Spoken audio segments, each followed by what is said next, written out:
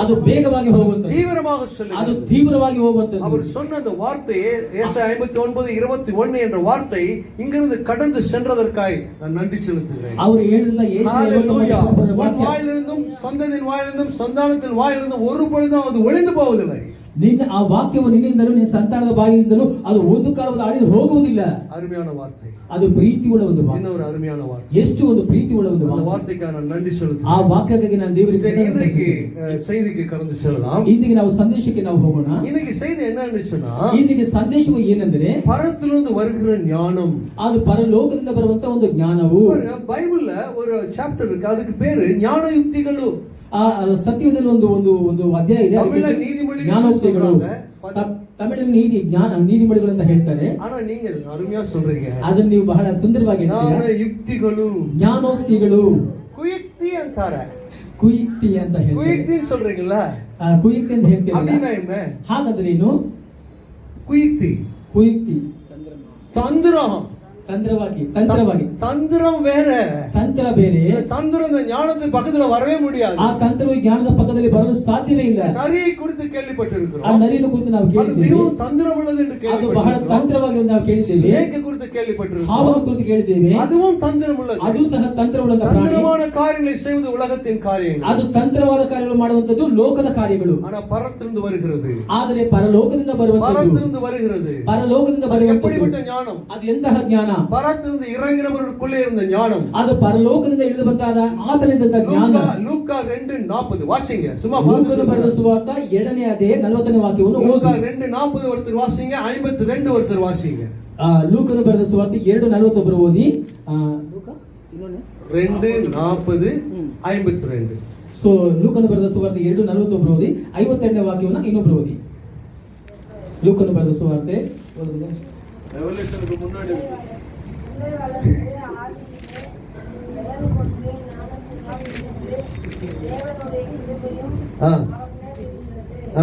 அவர் மேல என்ன இருந்துச்சா? கிருபை. அப்புறம் ஞானம், ದೇವರ ಕೃಪೆಯು யாருக்குள்ள இருந்துச்சுன்னு எழுதியிருக்காங்க? ಯಾರಲ್ಲಿ ಇದ್ದದ್ದು ಬರೆಯಲ್ಪಟ್ಟಿದೆ? பிள்ளை. எந்த பிள்ளை? ಯೇಸು. இயேசுவை குறித்து அங்க எழுதியிருக்கிறது. ಯೇಸು ಕ್ರಿಸ್ತನನ್ನು ಕುರಿತು ಇಲ್ಲಿ ಬರೆಯಲ್ಪಟ್ಟಿದೆ. பரத்திலிருந்து இறங்கி வந்தவர் என்று தெரியும், ಪರಲೋಕದಿಂದ ಇಳಿದು ಬಂದವರಂತ வார்த்தை மாம்சமாகி நமக்குள்ளே வாசம் செய்தார் என்று நமக்கு தெரியும். ಆ ವಾಕ್ಯವಾದವನು ಶರೀರಧಾರಿಯಾಗಿ ಲೋಕಕ್ಕೆ ಬಂದನು. அப்ப அவருக்குள்ள இருந்த ஞானம் எப்படிப்பட்ட ஞானம்? ಆತನಿಂದ ಜ್ಞಾನವು ಎಂತಹ ಜ್ಞಾನ?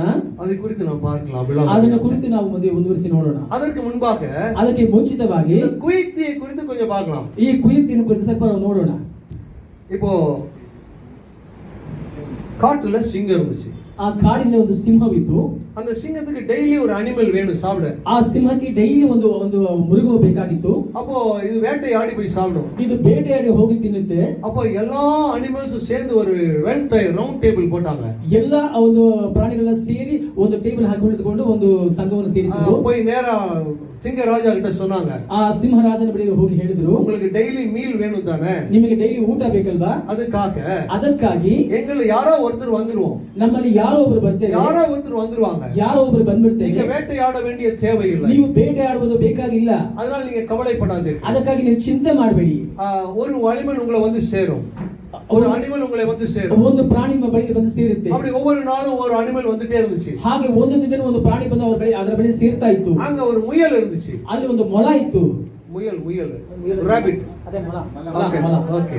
அந்த ராபிட் ಆ ಮೊಲವಾದದ್ದು குயிக்தி பண்ணிச்சு, ಅದು ಬಹಳ ಕುಯುಕ್ತಿ ಮಾಡಿ யோசிச்சுது. ಅದು ಸ್ವಲ್ಪ ಯೋಚನೆ சிங்கத்தை எப்படியாவது கொன்னுட்டா ಈ ಸಿಂಹವನ್ನು ಹೇಗಾದರೂ ಕೊಂದ್ರೆ காட்டுல இருக்க அனிமல்லாம் சந்தோஷமா ಆ இருக்கலாம், ಕಾಡಿನಂತ ಎಲ್ಲಾ ಪ್ರಾಣಿಗಳು ಸಂತೋಷವಾಗಿರುತ್ತೆ என்று சொல்லி நினைச்சது. ಹಾಗಂತ ಹೇಳಿ ಅದನ್ನ ನೆನೆಸಿಕೊಳ್ತು. நேரா சிங்கராஜா கிட்ட போயிச்சு அன்னைக்கு. ಹಾಗೆ ನೆನೆಸಿ ನೇರವಾಗಿ ಸಿಂಹದ ರಾಜನ ಬಳಿಗೆ ಹೋಯಿತು. அப்ப சிங்கராஜா அப்படி முயலை பார்த்துச்சு. ಆ ಸಿಂಹರಾಜನ ಹಾಗೆ ಮೊಲವನ್ನು ನೋಡಿದ. ஐயோ இன்னைக்கு நீயா? ಅಯ್ಯೋ ಇವತ್ತಿಗೆ ನೀನಾ? இவ்வளோன்னு இருக்கிற, ಇಷ್ಟೇ ಇಷ್ಟಿದ್ಯಾ? என் வயிற்றுக்கு பத்தாது, ನನ್ನ ಹೊಟ್ಟೆಗೆ ಇದು ಸಾಕಾಗೋದಿಲ್ಲ, சாப்பிட்டா கடைசியில போய் விழுந்துருமே, ಅದು ನಾನು ಊಟ ಮಾಡಿದ್ರೆ ಅದು ಕಡೆಯಲ್ಲಿ ಹೋಗಿ ಅದು ಒಂದ್ ಕಡೆ ಇರುತ್ತಲ್ಲ, அந்த டியோடினத்துக்கே பத்தாது, ನನ್ನ ಜೀರ್ಣ ಶಕ್ತಿಗೆ ಅದು ಸಾಕಾಗೋದಿಲ್ಲ, பத்தாது, ಅದು ಸಾಕಾಗೋದಿಲ್ಲ அப்படின்னு நினைச்சிச்சு. ಹಾಗಂತ ನೆನೆಸ್ತು, அப்படி பாசிச்சு. ಹಾಗೆ ನೋಡ್ತು. நான் சின்ன அனிமல், ನನ್ನ ಚಿಕ್ಕ ಒಂದು ಪ್ರಾಣಿ, என்ன போய் சாப்பிடுமா நீங்க? ನನ್ನ ಹೋಗಿ ನೀವು ತಿನ್ಬೇಕಾ? மீட்டிங்ல எல்லாம் அரேஞ்ச் பண்ணி நீங்க தானே சொன்னீங்க. ಮೀಟಿಂಗ್ ಅರೇಂಜ್ ಮಾಡಿಲ್ಲ, ನೀವು ತಾನೇ ಹೇಳಿದ್ರಿ. இன்னைக்கு ಇವತ್ತು ನಿನ್ನ ಒಂದು ಕಾರ್ಯ, நான் உன்னை சாப்பிட போறேன், ನಾನು ನಿನ್ನ ತಿನ್ನಲಿಕ್ಕಿದ್ದೇನೆ. அப்ப சொல்லிச்சான். ಹಾಗಂತ ಹೇಳ್ತಂತೆ, ராஜா நீங்க ஒருத்தர் தான் ராஜா நினைச்சிட்டு இருக்கீங்களா? ನೀನು ಸಿಂಹರಾಜ, ನೀನು ಒಬ್ಬನೇ ರಾಜ. காட்டுல இன்னொரு ராஜா இருக்கிறாரு, ಕಾಡಿನಲ್ಲಿ ಇನ್ನೊಬ್ಬ ರಾಜ ಇದ್ದಾನೆ. இன்னொரு ராஜாவா? ಇನ್ನೊಬ್ಬ ರಾಜನ. எனக்கு எகேன்ஸ்ட் இன்னொரு ವಿಲ್ಲನ್ இருக்கிறானா? ನನಗೆ ವಿರೋಧವಾಗಿ ಇನ್ನೊಬ್ಬ ಅವನ எனக்கு காமி, ಹಾಗಾದ್ರೆ ನನಗೆ ತೋರಿಸು, ನಾನು ಅವನು ನೋಡ್ಬೇಕು. முயல் கூட்டிட்டு போச்சு, ಹಾಗಂತ ಮೊಲ ಕರ್ಕೊಂಡು ಹೋಯ್ತು. முயல் கூட்டிட்டு போச்சு, ಮೊಲ ಕರ್ಕೊಂಡು ಹೋಯ್ತು. அவங்க ஒரு கிணறு இருந்துச்சு, ಅಲ್ಲಿ ಒಂದು ಬಾವಿ ಇತ್ತು, பெரிய ஆழமான கிணறு, ಅದು ದೊಡ್ಡ ಆಳವಾದ ಒಂದು ಬಾವಿ. எட்டி பாருங்க, ಅಲ್ಲಿ ನೀವು ಬಗ್ಗಿ ನೋಡಿ, அங்க உள்ள இருக்குது, ಅದರ ಒಳಗಿದೆ, ಅದು ಗರ್ಜಿಸಿದ ಸಿಂಹ, ಅದು ಗರ್ಜಿಸುವ ಸಿಂಹ, ನಿನಗಿಂತ ಬಲವುಳ್ಳದು, ನಿನಗಿಂತ ಬಲವುಳ್ಳದು சொல்லுச்சு. ಹಾಗಂತ ಹೇಳ್ತು. ಎಂದು சொல்லி ಹಾಗಂತ ಹೇಳಿ எட்டி பார்த்த பொழுது ಬಗ್ಗಿ ನೋಡುವಾಗ இதனுடைய பிம்பம் அதிலே தெரிந்தது. ಇದರ ಒಂದು ನೆರಳು ಕಾಣಿಸಿತು. ஓ, என்னை விட ஒரு ராஜா உள்ள இருக்கிறானா, ನನಗಿಂತ ಬಲಶಾಲಿ ಒಳಗೆ ರಾಜ உள்ளே ಇದ್ದಾನಾ? குதித்து ಅದು மாண்டு போனது. ಹಾಗಂತ ಹೇಳಿದ ಒಳಗೆ ಅದು ಆ ಕೆಳಗೆ ಬಿದ್ದು ಅಲ್ಲಿ ಹೋಗಿ ಸಿಕ್ಕ ಹಾಕೊಳ್ತು. ಇದನ್ನು ಕುಯುಕ್ತಿ, ಇದೇ ಕುಯುಕ್ತಿ. ಆனா தேவರ ஞானம் அப்படி அல்ல. ಆದರೆ ದೇವರ ಜ್ಞಾನವು ಆ ರೀತಿಯಾಗಿ ಅಲ್ಲ. தேவனுடைய ஞானம் எப்படி இருக்கும் என்று சொல்லி, ದೇವರ ಜ್ಞಾನವು ಹೇಗೆ ಇರುತ್ತದೆ ಅಂತ ಹೇಳಿ மெசேஜ் கடைசியில சொல்ல இருக்கிறேன். ಈ ಸಂದೇಶದ ಕೊನೆಯಲ್ಲಿ ನಾನು ಇದನ್ನು மெசேஜ் ವಿವರಿಸ್ತೇನೆ. கடைசியில சொல்ல இருக்கிறேன். ಈ ಸಂದೇಶದ ಕೊನೆಯಲ್ಲಿ ನಾನು ವಿವರಿಸ್ತೇನೆ.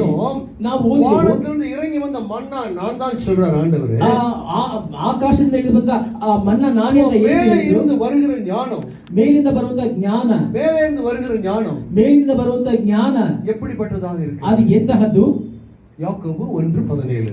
ಯಾಕೋಬನ ಬರೆದ ಪತ್ರಿಕೆ 1:15. யாக்கோபு 1:17. ஜேம்ஸ், ಯಾಕೋಬನ James ಬರೆದ chapter 1:17.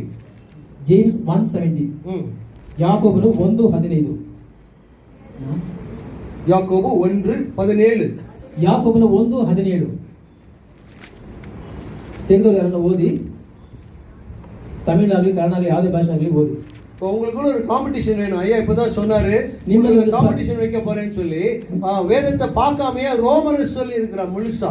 ಆ ಸತ್ಯವಾದ ನೋಡಿದ್ರೆ ರೋಮಪುರದ ಪತ್ರಿಕೆಯನ್ನು ಹಾಗೆ ಬಾಯ್ಪಾಠ ಮಾಡಿದ್ದಾರೆ. சொன்ன யாக்கோப கம்ப்ளீட்டா சொல்லி இருக்கிறார். ನಾನು ಹೇಳುವಂತ ಯಾಕೋಬನ ಹಾಗೆ ಅವರು 51 நிமிஷத்துல 51 ನಿಮಿಷದಲ್ಲಿ எவ்வளவு அபியாசம் செய்திருப்பா, ಎಷ್ಟು ಅಭ್ಯಾಸ ಮಾಡಿದ್ದಾರೆ. எத்தனை வருஷமா வரீங்க, ಇಷ್ಟು ವರ್ಷದಿಂದ ಬರ್ತಾ ಇದ್ದೀರಾ. நீங்க எடுக்கும்போது வெளிப்படுத்தின விசேஷத்துல லூக்காவை தேடுறீங்கன்னு சொல்லி ನೀವು ಎದ್ದುವಾಗ ಆ ಪ್ರಕಟಣೆ ಪುಸ್ತಕದಲ್ಲಿ ಲೂಕನ ಹುಡುಕ್ತಾ ಇದ್ದೀರಾ. ಎಲ್ಲಾ ಒಳ್ಳೆ ಕಾರ್ಯಗಳು. நான் எதற்கு சொல்லுகிறேன் என்று சொன்னா, ಇದನ್ನು ಯಾಕೆ ಹೇಳ್ತೀನಿ ಅಂದ್ರೆ, அந்த வேதத்துல ஒரு வாஞ்சை வரணும். ಆ ಒಂದು ಸತ್ಯದ ನಮಗೆ ದಾಹ ಬರಬೇಕು. வேதத்துல ஒரு வாஞ்சை வரணும். ಆ ಸತ್ಯದ ನಮಗೆ ದಾಹ ಬರಬೇಕು. ஒரு பாஸ்டர் சொன்னாரு, ಒಬ್ಬ ಬೋಧಕರು ಹೇಳಿದ್ರು, புது வருஷத்துல சொன்னாரு, ಹೊಸ ವರ್ಷದಲ್ಲಿ ಹೇಳಿದ್ರು, இந்த வேதத்தை ಈ ಸತ್ಯ ವೇದವನ್ನು ஒரு மாதத்துல படித்து முடித்தேன் என்று சொன்னார். ಒಂದೇ ತಿಂಗಳಲ್ಲಿ ಓದಿ ಮುಗಿಸಿದ್ದೇನೆ ಅಂತ ಹೇಳಿದ್ರು. பெங்களூர் இருக்கிற ஒரு பாஸ்டர் தான். ಅವರು ಬ್ಯಾಂಗ್ಳೂರಿನಿಂದ ಪಾಸ್ಟರ್ ಅವರೇ. நம்ம ஸ்ரீகாந்த் ஐயா நல்லா தெரியும். ನಮ್ಮ ಅಯ್ಯನ ಶ್ರೀಕಾಂತ್ ಅವರಿಗೆ ಬಹಳ ಚೆನ್ನಾಗಿ ಗೊತ್ತು. அவர் ಯಾರೇ ನಾನು சொல்ல போறதில்லை. ಅವರು ಯಾರು ಅಂತ ನಾನು ಹೇಳೋದಿಲ್ಲ. நான் சொல்ல போறதில்லை. ನಾನು ಹೇಳೋದಿಲ್ಲ. ஆனா பாருங்க, ಆದ್ರೆ ನೋಡಿ, ಅವರು சொல்லும் பொழுது ಅವರು ಹಾಗೆ ಹೇಳುವಾಗ மனசுக்குள்ள குழந்து விட்டு எரிந்தது. ನನ್ನ ಹೃದಯದಲ್ಲಿ ಹಾಗೆ ಕುದಿಯಿತು. ಇವರಾல படிக்க முடியுமானா?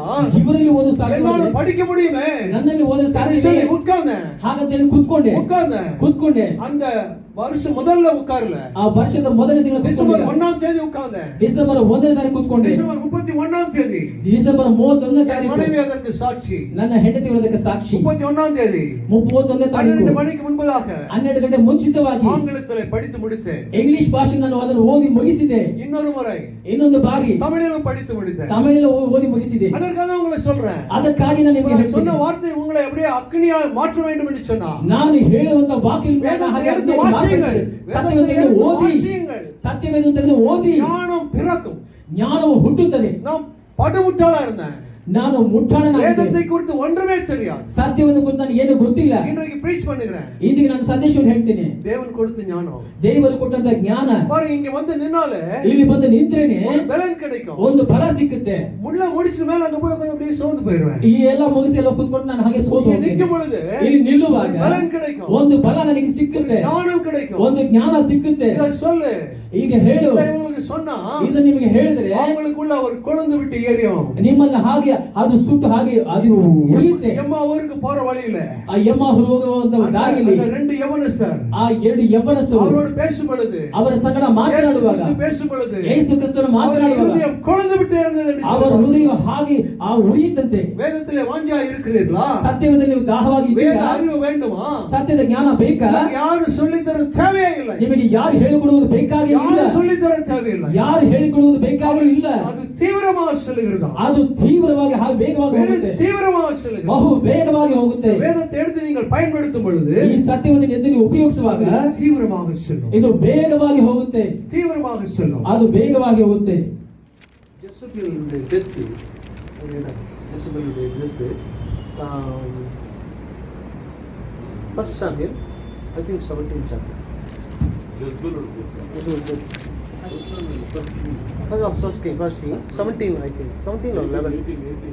ಒಂದು ವರ್ಷಗಳು 18ನೇ ಅಧ್ಯಾಯ. அவருடைய டெத், அதாவது அவருடைய ஸ்கல்லு, அவருடைய காலு, அவருடைய கை, அதை விட்டுட்டு நான் எல்லாத்தையும் சாப்பிட்டுச்சேன்னு சொல்லி பார்க்கிறோம் அந்த வசனத்துல. Sorry, I forgot to. ಒಂದು ವರ್ಷಗಳು 18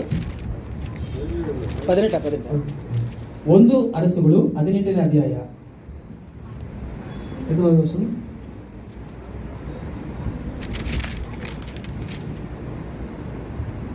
They did not eat the skull and when Jezebel killed the prophets of the Lord, how I could ಎಷ್ಟನೇ ವಾಕ್ಯಮ್ಮ? 13 13 ಓದ್ಬೇಕಾ?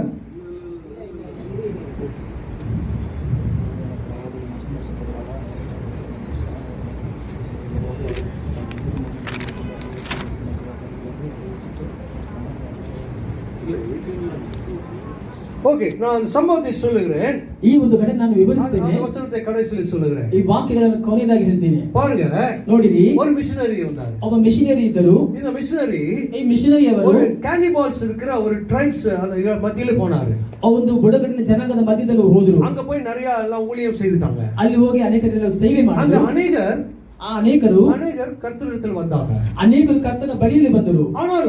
ಆದರೂ ಸಹ அவங்களுக்கு faith இல்ல. ಅವರಿಗೆ ನಂಬಿಕೆ ಇಲ್ಲ. faith இல்ல. ನಂಬಿಕೆ ಇಲ್ಲ. ஒரு லேடி அங்க போயிருந்தாங்க. ಒಬ್ಬ ಹೆಣ್ಣು ಮಗಳಲ್ಲಿ ಹೋದರು. ஒரு லேடி அங்க போய் ಒಬ್ಬ ಹೆಣ್ಣು ಮಗಳಲ್ಲಿ ಹೋಗಿ ಟ್ರಾನ್ಸ್ಲೇಟ್ பண்ணிட்டு இருந்தாங்க. ಅವರು ಅದನ್ನ ಸಂದೇಶವನ್ನು ಅವರು ಭಾಷಾಂತರಿಸ್ತಾ ಇದ್ರು. ಬೈಬಲ್ ಟ್ರಾನ್ಸ್ಲೇಟ್ பண்ணி கொண்டிருந்தாங்க. ಸತ್ಯವೇದವನ್ನು ಭಾಷಾಂತರಿಸ್ತಾ ಇದ್ರು. அவருடைய பாஷையை கற்றுக்கொண்டு ಅವರ ಭಾಷೆಯನ್ನು ಕಲಿತುಕೊಂಡು ಅದು ಟ್ರಾನ್ಸ್ಲೇಷನ್ அவருடைய பாஷையில டயலெக்ட் எழுதி கொண்டிருந்தாங்க. ಅವರ ಭಾಷೆಯಲ್ಲಿ ಅದನ್ನು ಬರೆಯುತ್ತಾ ಇದ್ರು.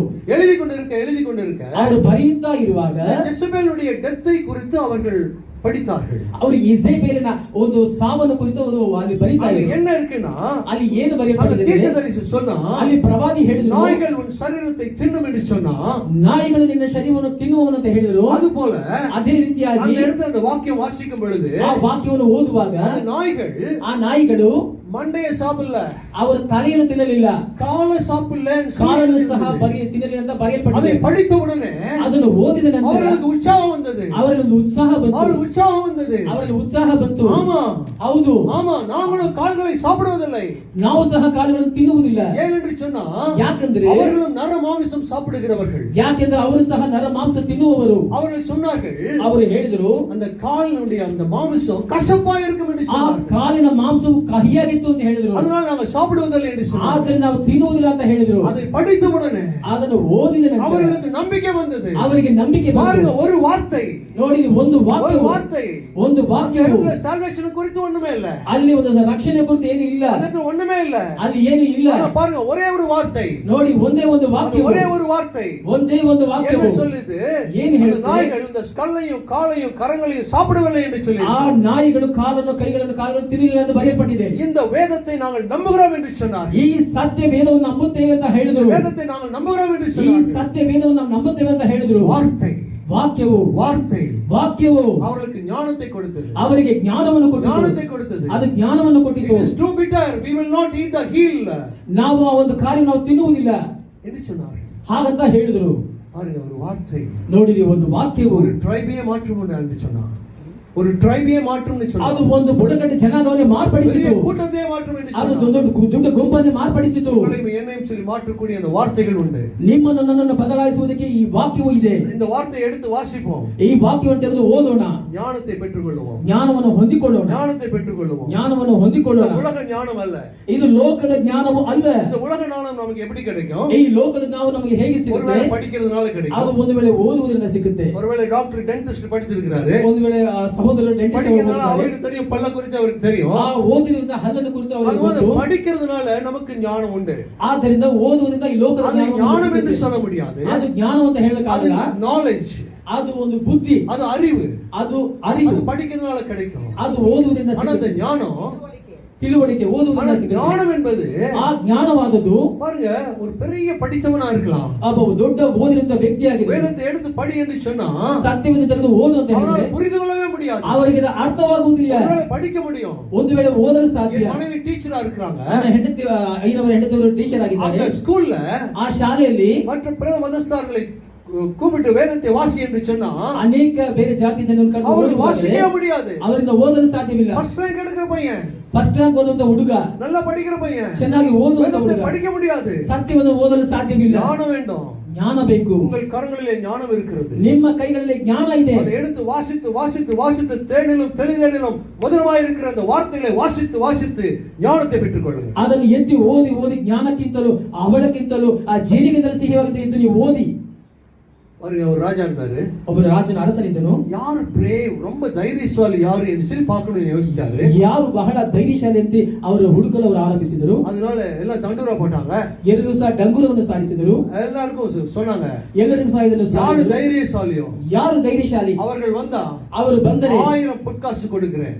ಆ 1000 ಕಾಸುಗಳನ್ನು ಅವರಿಗೆ ಕೊಡ್ತೇನೆ.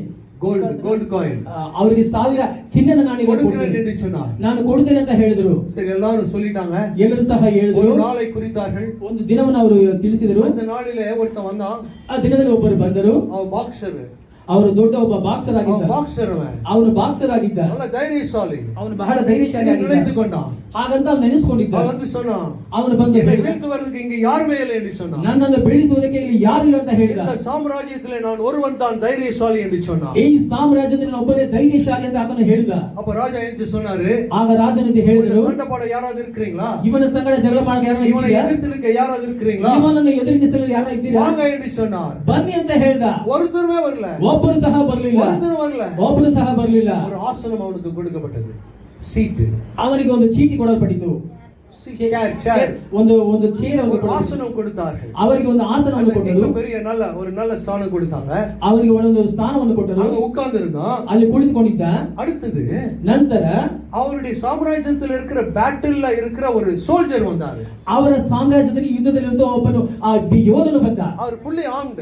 ಅವನು ಪೂರ್ತಿಯಾಗಿ ಅದರಲ್ಲಿ ಆ ಒಂದು ಯುದ್ಧದ கவசம் எல்லாம் போட்டு கேடையை பிடிச்சு அப்படியே வந்து ಯುದ್ಧದ ಕವಚವನ್ನು ಎಲ್ಲಾ ಸರಗಳನ್ನು ಆತನು ಹಾಕಿಕೊಂಡಿದ್ದ. ராஜா கிட்ட சொன்னாரு, ರಾಜನ ಬಳಿಯಲ್ಲಿ ಹೇಳಿದ, previous battle fieldல ಆ ಒಂದು ಕಳೆದ ಒಂದು ಒಂದು ಯುದ್ಧ ಭೂಮಿಯಲ್ಲಿ நான் தான் अनेक எதிரிகளை கொன்று குவித்தேன். ನಾನೇ ಅನೇಕ ವಿರೋಧಿಗಳನ್ನು ಸೋಲಿಸಿದ್ದೇನೆ. உங்கள் கரங்களினால எனக்கு மெடல் கொடுத்தீங்க. ನಿಮ್ಮ ಕರಗಳಿಂದ ನನಗೆ ಬಹುಮಾನವನ್ನು ಕೊಟ್ಟಿದ್ದೀರಾ. நான் தான் brave என்று சொன்னான். ನಾನೇ ಧೈರ್ಯಶಾಲಿ ಅಂತ ಹೇಳಿದ. அப்ப ராஜா சொன்னாரு, ಆಗ ರಾಜನ ಹೇಳಿದ್ರು, பாக்ஸர் வந்தப்ப நீ ஏன்டா வரல? ಆ ಯುದ್ಧವನ್ನು ಬಂದಾಗ ನೀನ್ ಯಾಕೆ ಬಂದಿಲ್ಲ? பாக்ஸர் வந்து சத்தம் போட்டான்ல, ಬಾಕ್ಸರ್ ಬಂದಲ್ಲಿ ಶಬ್ದ ಹಾಕದಲ್ಲ, நீ ஏன் வரல? ನೀ ಯಾಕೆ ಬಂದಿಲ್ಲ? ನಡಲ புடிங்கிட்டு ಓಡಿಬಿಡು ಎಂದು சொல்லிவிட்டான். ಆ ಬಹುಮಾನ ಕಿತ್ಕೊಂಡು ಇಲ್ಲಿಂದ ಓಡೋಗು ಅಂತ ಹೇಳಿದ. நீ கோல, ಅವನು ನೀನು தைரியவானಲ್ಲ. ಧೈರ್ಯಶಾಲಿ ಅಲ್ಲ. அடுத்து ஒரு ஃபார்மர் வந்தாரு. ಅಲ್ಲಿಗೆ ಒಬ್ಬ ವ್ಯವಸಾಯಕರನ್ನು ಬಂದ. அவர் கையில சின்ன ஒரு ஆட்டுக்குட்டி இருந்துச்சு. ಅವನ ಕೈಯಲ್ಲಿ ಒಂದು ಚಿಕ್ಕ ಒಂದು ಕುರಿಮರಿ ಇತ್ತು. ஒரு ஷீப் இருந்துச்சு. ಒಂದು ಚಿಕ್ಕ ಕುರಿಮರಿ ಇತ್ತು. அது கையில வச்சிட்டு வந்தாரு. ಅದನ್ನ ಕೈಯಲ್ಲಿ ಇಟ್ಕೊಂಡು ಹಾಗೆ ಬಂದ್ರು. வந்து நின்னாரு. ಅಲ್ಲಿ ಬಂದು ನಿಂತ್ಕೊಂಡ್ರು. ஐயா, நம்ம என்டையர் சாம்ராஜ்யத்திலே, ಅಯ್ಯನವರೇ, ನಮ್ಮ ಸಂಪೂರ್ಣ ಸಾಮ್ರಾಜ್ಯದಲ್ಲಿ பாத்தீங்களா, இந்த ஆடு ஒண்ணு தான் தைரியசாலி என்று ಈ ಒಂದು ಕುರಿಮರಿ ಅದು ಧೈರ್ಯಶಾಲಿ ಅಂತ ಹೇಳಿದ್ರು. ஒத்துக்க முடியாது. ಇಲ್ಲ, ಅದು ಒಪ್ಪಿಕೊಳ್ಳಲು ಸಾಧ್ಯ ಇಲ್ಲ. ಒಪ್ಪಿಕೊಳ್ಳಲು ಸಾಧ್ಯ ಇಲ್ಲ. இதுதான் தைரியசாலி. ಇಲ್ಲ, ನೀವು ಇವರು ಧೈರ್ಯಶಾಲಿ. ಅವರು ಬಾಕ್ಸರ್. எதிர்த்து யாருமே இல்லை. ಅವರನ್ನು ಎದುರಿಸಿ ಯಾರು ಇಲ್ಲ. அவனை எந்திரிச்சு சொன்னான். ಅವನು ಎದುರಿಸಿಕೊಂಡು ಹೇಳಿದ. அப்போ இவன் கேட்டான், ಇವನು ಕೇಳಿದ ಹಾಗ, ஐயா, ஒரு ஸ்வாட் கொண்டு வரீங்களா? ಒಂದು ಕತ್ತಿನ ತರ್ತೀರಾ? பெரிய கத்தி கொண்டு வரீங்களா? ದೊಡ್ಡ ಕತ್ತಿನ ತರ್ತೀರಾ? கொண்டு வாங்க. ತಗೊಂಡ್ ಬನ್ನಿ. அந்த பாக்ஸர் தலையை குனிய சொல்லுங்க. ಆ ಬಾಕ್ಸರ್ ತಲೆನ ಹಾಗೆ ತೆಗೆದು ಬಗ್ಸಿ ಅಂತ ಹೇಳಿ, தலையை வெட்டுறேன்னு சொன்னான். ನಾನು ತಲೆನ ಹಾಗೆ ಕತ್ತರಿಸ್ತೀನಿ ಅಂತ ಹೇಳ್ದ. ஐயோ ಅಯ್ಯಯ್ಯೋ, பயந்துச்சான். ಹಾಗೆ ಭಯ ಬಂದ್ಬಿಟ್ಟು, ஐயோ ಅಯ್ಯಯ್ಯೋ, பாத்தீங்களா, ನೋಡಿದ್ರಾ, பயந்துச்சான். ಭಯ ಬಿಟ್ಬಿಟ್ಟ. இந்த ஆடு, ಆದರೆ ಈ ಕುರಿಮರಿ எத்தனை பெரிய கத்தி வந்தாலும் பயப்படாது. ಎಷ್ಟು ದೊಡ್ಡ ಕತ್ತಿ ಬಂದ್ರೆ ಅದು ಭಯ ಪಡುವುದಿಲ್ಲ. கழுத்தை அப்படியே காண்பிக்க வேண்டும். ನನ್ನ ಕತ್ತನ್ನು ಹಾಗೆ ಅದು ತೋರಿಸುತ್ತೆ. குயுக்தி, ಇದೇ ಕುಯುಕ್ತಿ, குயுக்தி, ಇದೇ ಕುಯುಕ್ತಿ. ஆனா ஞானம், ಆದರೆ ಜ್ಞಾನ வரலாம் எப்படிப்பட்டது என்று சொல்லி ಎಂತಹದ್ದು ನಾವು ನೋಡೋಣ.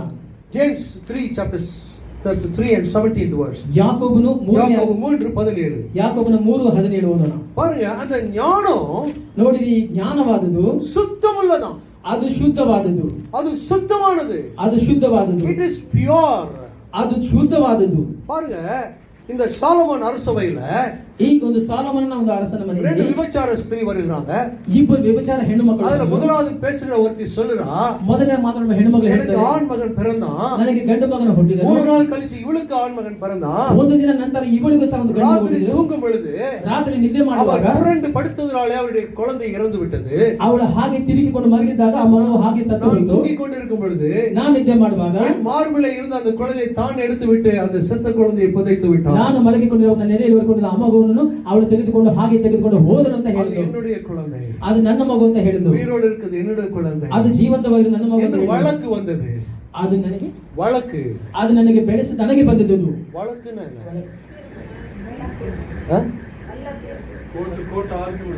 ஆர்குமெண்ட் வந்து ನನಗೆ ವಾದಿಸುವುದರಿಂದ ನನಗೆ ಸಿಕ್ಕಿತು. ஆர்குமெண்ட் வந்து ரெண்டு பேருக்கும். ಅವರಿಬ್ಬರಿಗೂ ವಾದಿಸಿ ವಾದವನ್ನು ராஜாக்கு முன்னாலே ஆர்குமெண்ட் பண்ணாங்க. ರಾಜನ ಮುಂದೆ ವಾದವು ಬಂದಿತು. செத்த குழந்தை அவளுது, ಸತ್ತಿರುವಂತ ಮಗು ಅವಳದು, உயிரோடு குழந்தை என்னோடது. ಜೀವಂತವಾಗಿರೋದು ನನ್ನದು. இரண்டாவது சொல்றா, ಎರಡನೇ செத்த குழந்தை அவளுது, ಸತ್ತಿರುವಂತ ಮಗು ಅವಳದು, உயிரோடு இருக்குது என்னோடது. ಅದು ಜೀವಂತವಾಗಿರೋದು ನನ್ನದು.